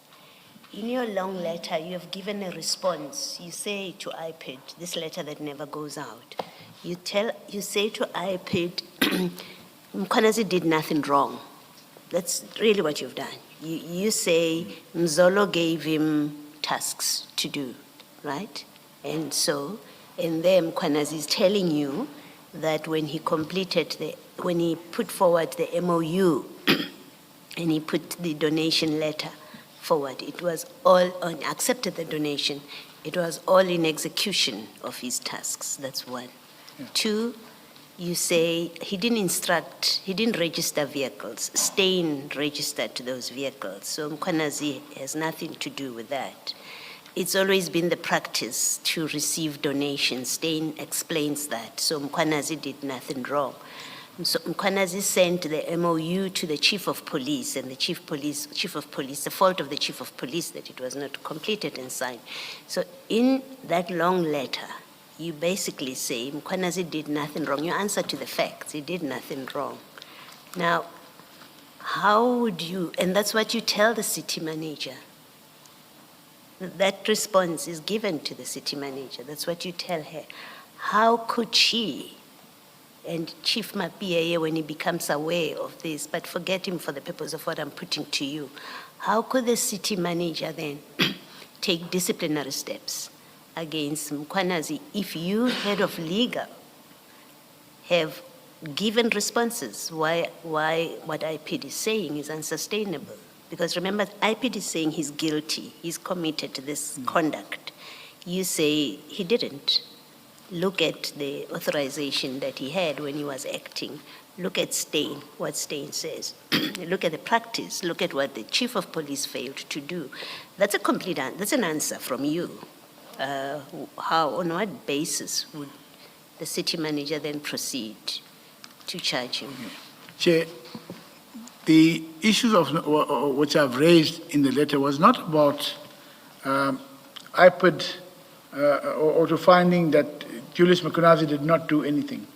It was about consideration of, in the IPID report, consideration of the affidavit of Julius Mkhwanazi, where he said he was given this authority.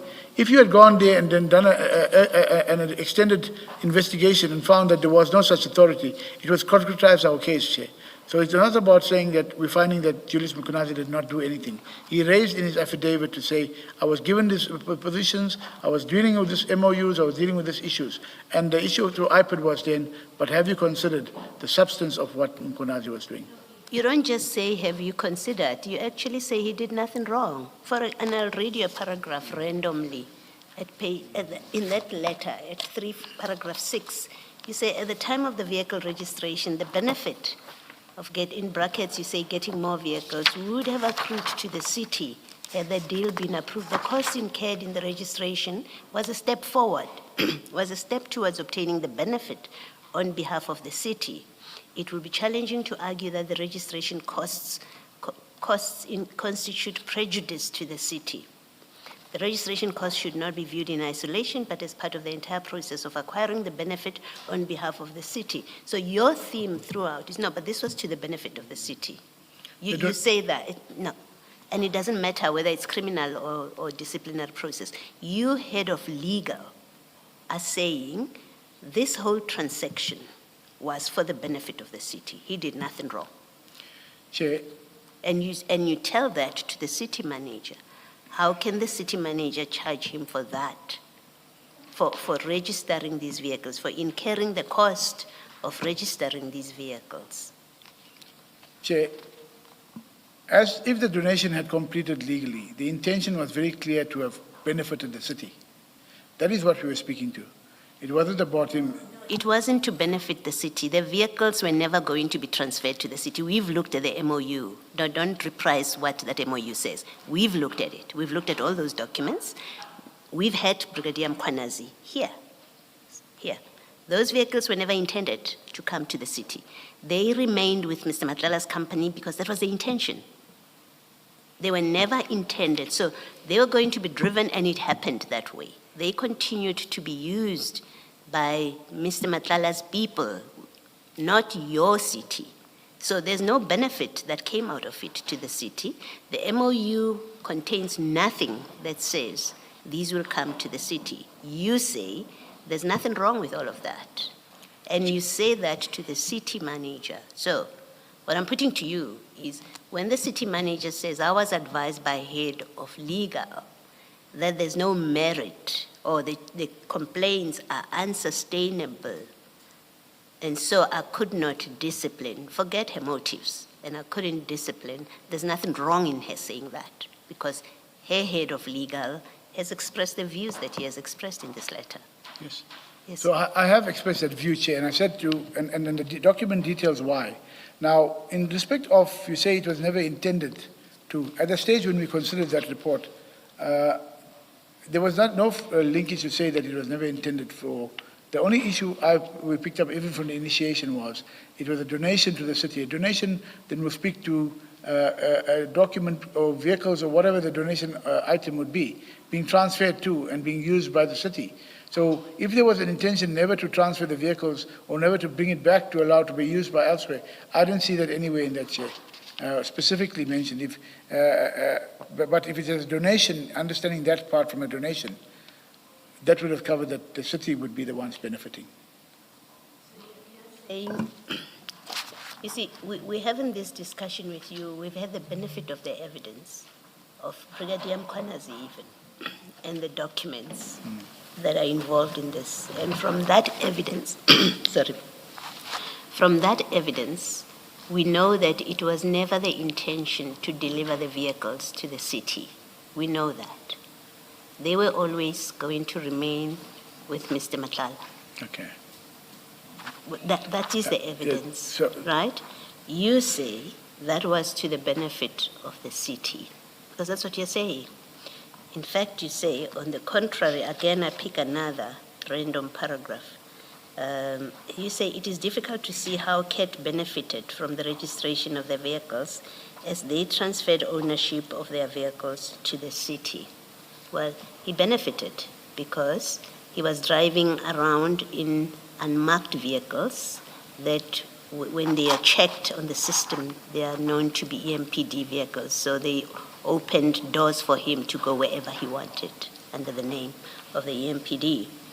And then you say, on the contrary, KET sustained a loss of assets while the vehicles were registered in the name of the city. There's no basis for you to say that. He always had control of these vehicles. The city is the one that stood to benefit, particularly considering that EMPD had a shortage of vehicles and there seemed to be no effort from the chief of police and senior management to address this. The purpose of the vehicle registration was to increase the number of vehicles to be used by the EMPD. There's no facts for you to say that. There was no facts whatsoever, not from the documents, not from anything that Brigadier Mkhwanazi said, because in that warning statement that you pulled out, the warning statement, it does say that they returned, they were never delivered to the city, right? So I don't know what facts you were relying on when you say they would have increased the vehicles to be used by the EMPD, because they never came to the EMPD.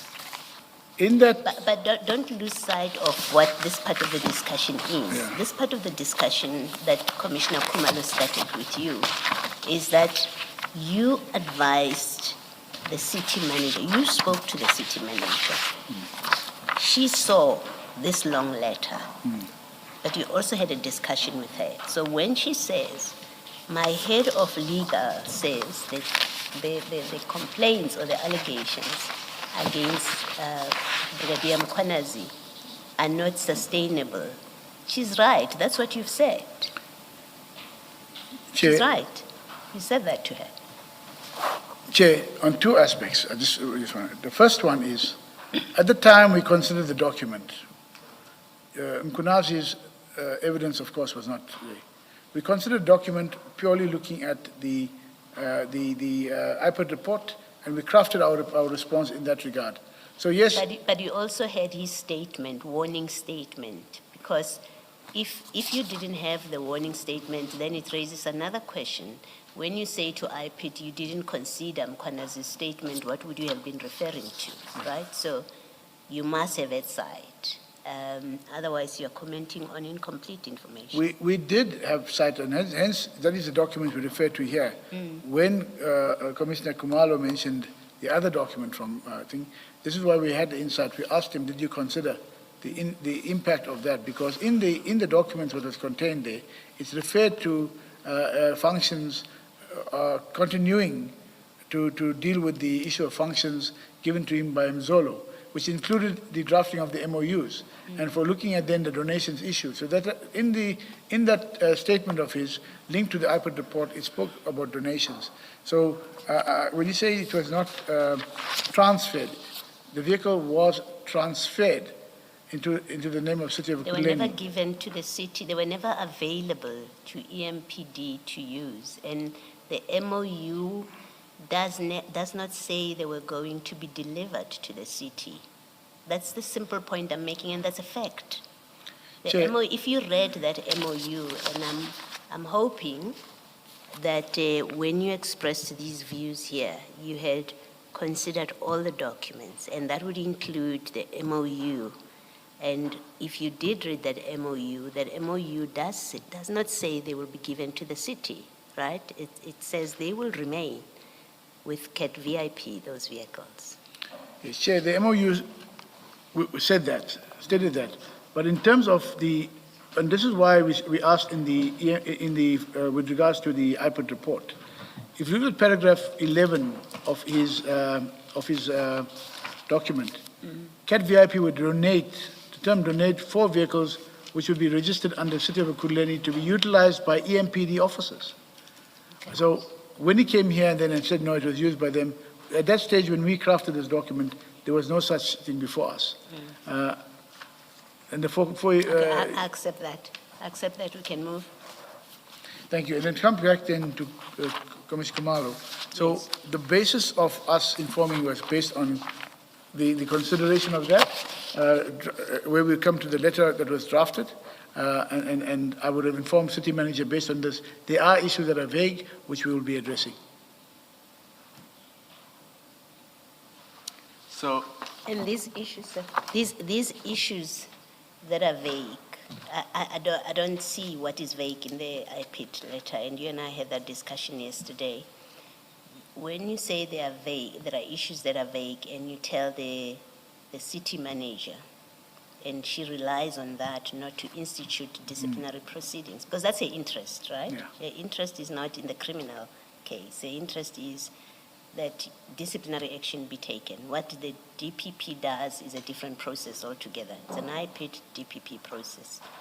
Your organization's role in this, and that's why I don't understand why you wrote this letter, but the role of your organization arising from the IPID investigation and report to you is the directive to institute disciplinary proceedings.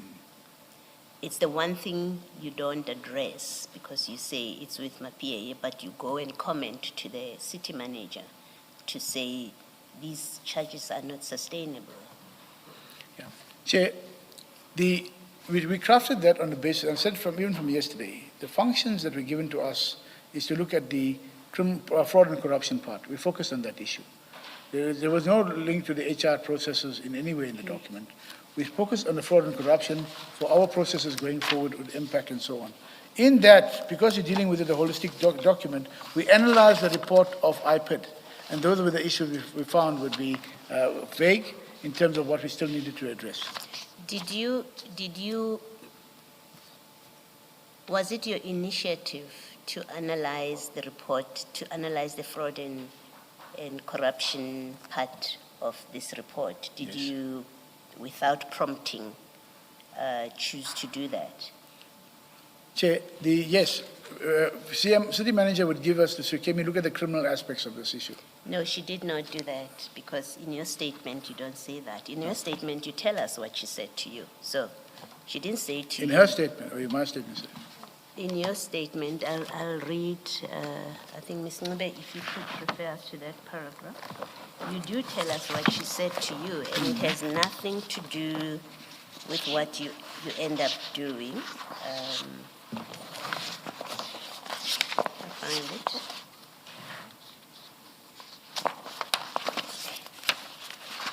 We looked at it yesterday. I put it to you yesterday. Yes, here. If you look at your paragraph 181 of your statement, you say the city manager requested that the Legal Services Department prepare a draft response acknowledging receipt of the report and addressing certain technical issues that IP did not clarified, including The status of matters referred to the Director of Public Prosecutions for decision.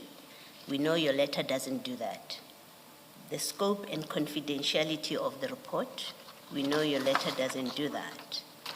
The distinction between preliminary investigative observations and findings capable of immediate implementation.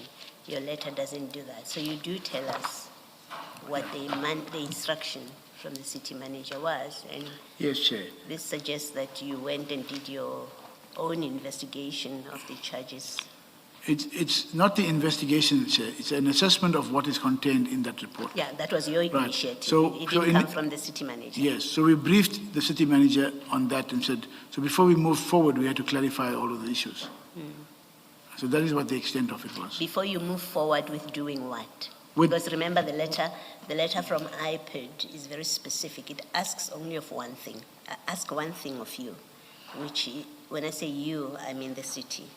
It's institute disciplinary proceedings. So when you say we need to clarify before we go forward, what is the going forward to?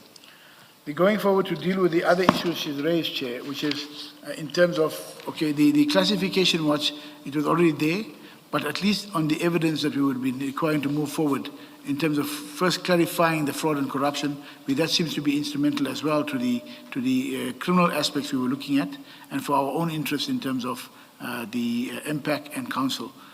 It would have also had an overlay into the disciplinary processes because of the evidence that was required. So that is what the basis So to was to say that clarify. last part about the disciplinary process, you say It would have had a leg in terms of the evidence being tested. As we got a response from that aspect, it would have had a leg on the disciplinary as well. So if you got the answers that you were looking for, you are saying that would also feed into the disciplinary process. It would feed into disciplinary. Okay, thank you.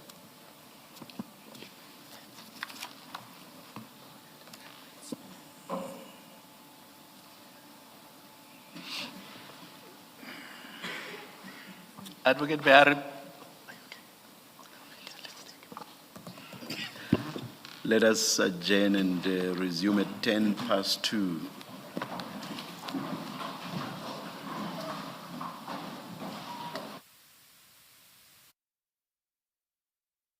Settle in for new drama, Paradise, starring Losha Cooper, Ilse Klink and Zayn Mias. This is the new era of SABC2. Live in every beat, the pulse of SA. SABC2.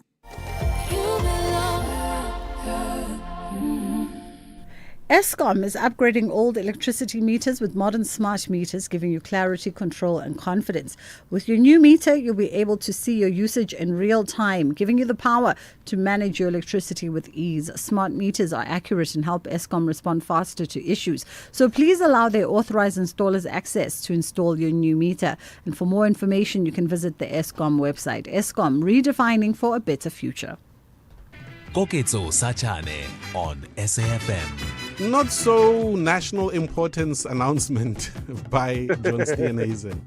We are all important to ourselves. Like, when you come and tell us, if you have to come and give me an announcement, I must believe that that announcement is important to you and it's important to the people around your circle because they themselves are losing a political figure, right? It's of national importance in and around your neighborhood. And I think that's what he meant. On a serious note, though, what do you make of what's happening? I think it was almost inevitable, right? Because when you listen to war strategists, they'll tell you never fight a war on two fronts. And in this case, John Steenhuisen was fighting a war on three fronts, right?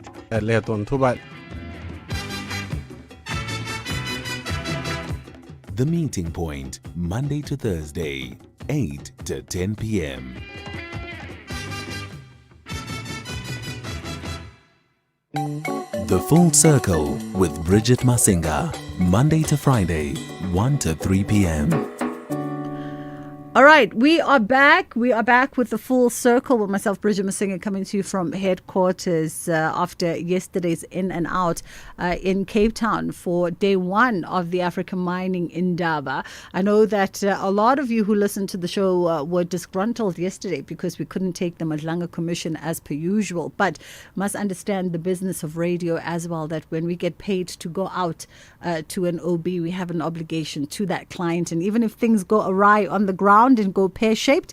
We have to salvage the broadcast on the ground with matters pertaining to why we are there. So we couldn't bring you that Madlanga yesterday, but the rest of my colleagues on either side of the clock did a stellar job to bring you that broadcast as per usual. But we're back today. There's a lot going on. Obviously, everyone has been anticipating Paul O'Sullivan's appearance at the ad hoc committee, and it initially was supposed to be a remote appearance, and now it's a physical appearance. So we'll try and dip into that. We're just trying to figure out when they're going to take lunch, and how we should then plug in and out of there, because they aren't as predictable by way of scheduling as Justice Madlanga and the rest of the commissioners at the Madlanga Commission.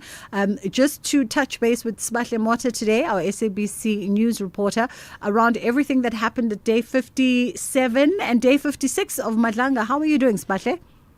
I'm doing well, Bridget. Welcome back, and thank you so much for having me. Thank you. So what have we missed? I mean, we caught some highlights from yesterday, some revelations, and we can't stray away from the fact that our fellow colleague from here at the SABC found himself being mentioned in yesterday's testimony.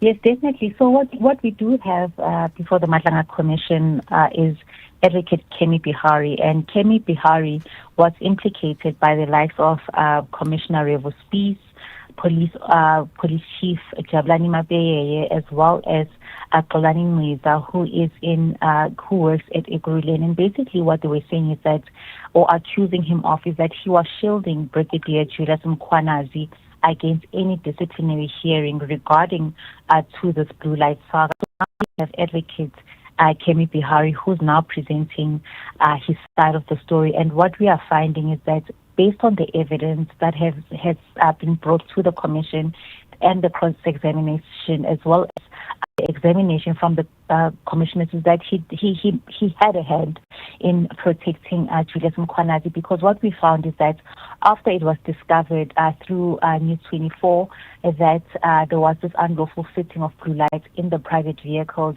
of Ket Matlala.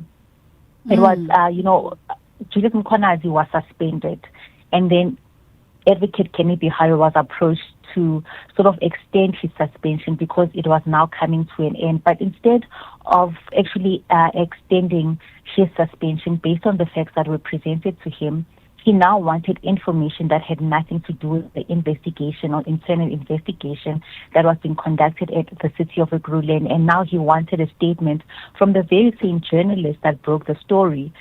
So you are finding that he was engaging in sort of these delayed tactics, sort of shielding Julius Mkhwanazi from taking any accountability, because, as you know, Mkhwanazi was charged with fraud and corruption as well as misconduct.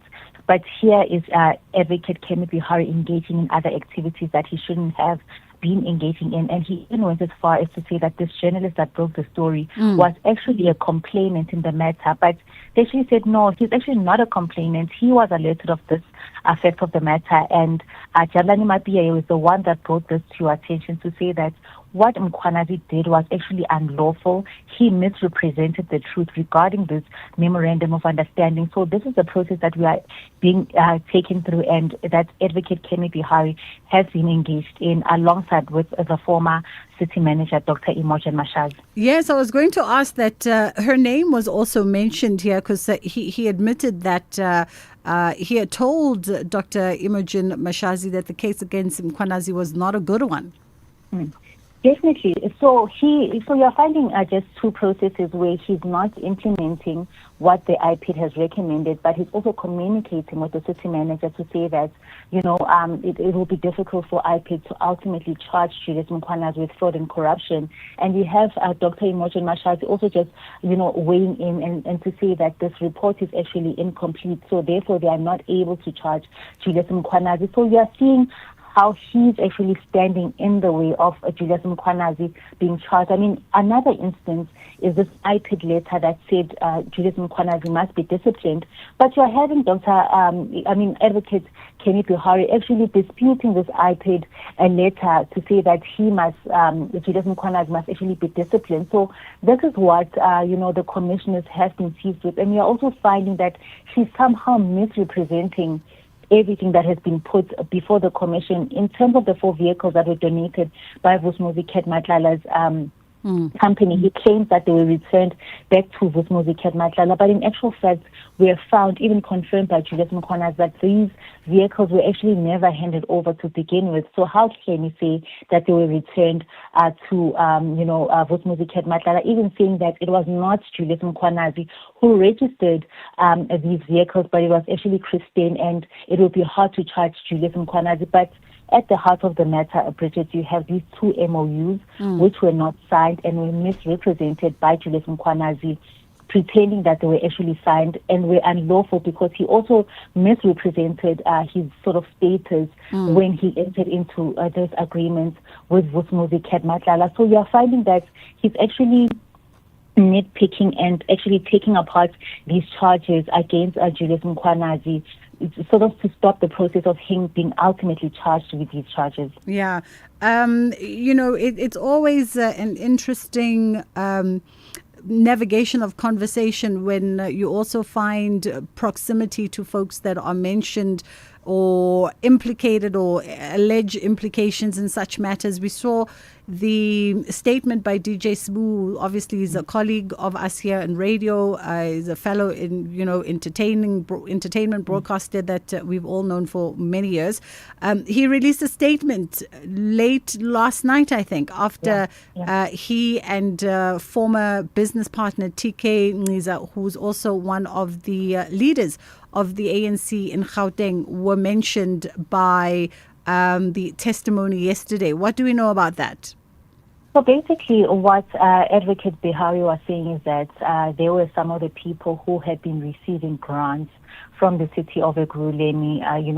These grants worth multi-million rands. And a further Google search does say that they were investigated, and this was in regards to the work that they were supposed to do in 2010 over the greening, I think, of like fan parks or something like that. And that work that they claimed to have done was in actual fact not done. So they were pocketing some money. So, while DJ Sbu has denied these allegations, I think it's important to note the fact that if he does respond, then he'll have to do it in an affidavit, because what Advocate Bihari had said before the commission was under oath.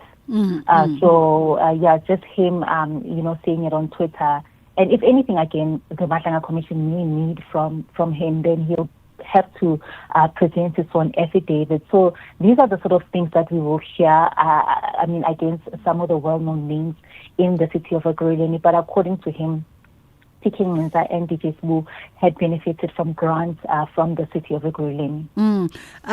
Today, that testimony continues again, right? Are we expecting any other revelations as the day unfolds?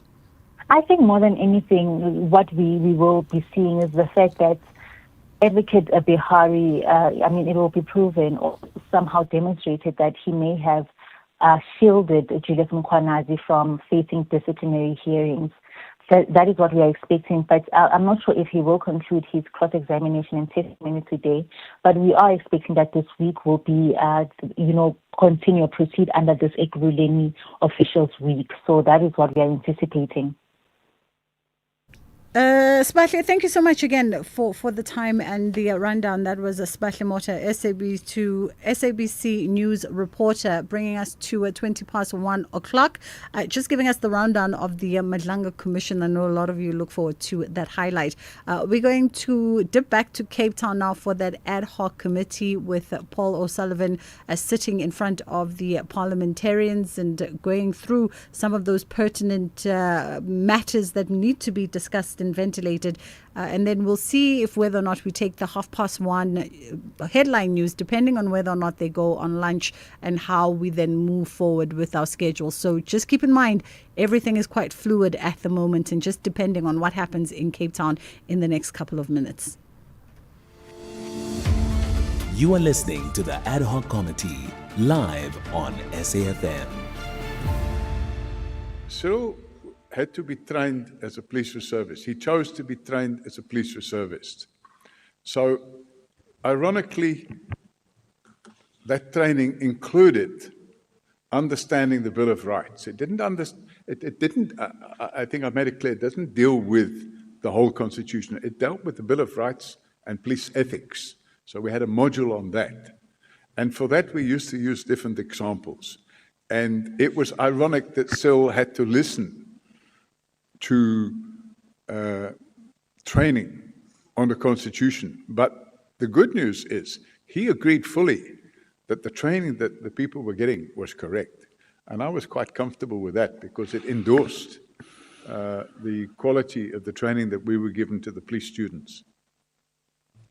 Mr. Paul O'Sullivan, are you suggesting that the president went to write the Bill of Rights collectively with others and only to be trained about the Bill of Rights after putting it into the Constitution? Well, Chairman, I think we're playing word games here. The reality of the situation is that in order to be a police reservist, you have to go through a little tick box exercise.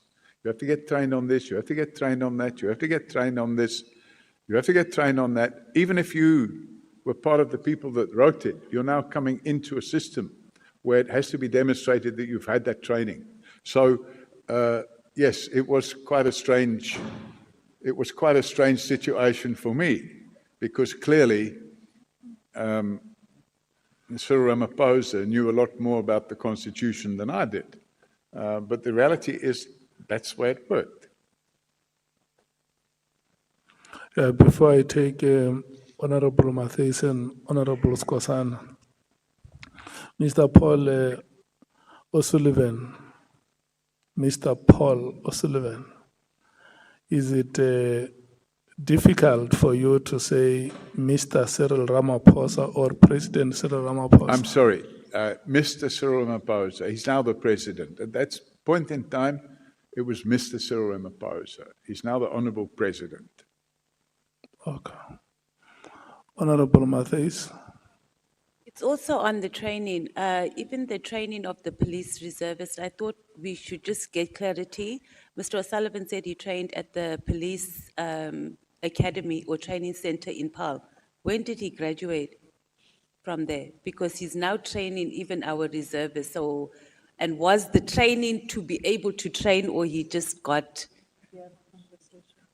I don't hear what she said. Okay, my question, Mr. O'Sullivan, is this. You've indicated that you attended training at the police academy or the police training center here in Paarl. Am I correct? Chairman, I went on a train the trainer course where we were trained to train. Yes, so that's what I'm asking. So I'm asking, when did you qualify?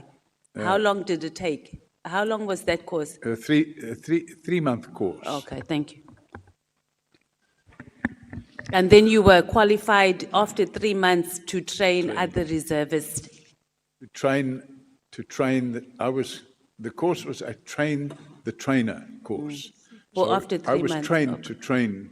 Okay, and it was a 3-month course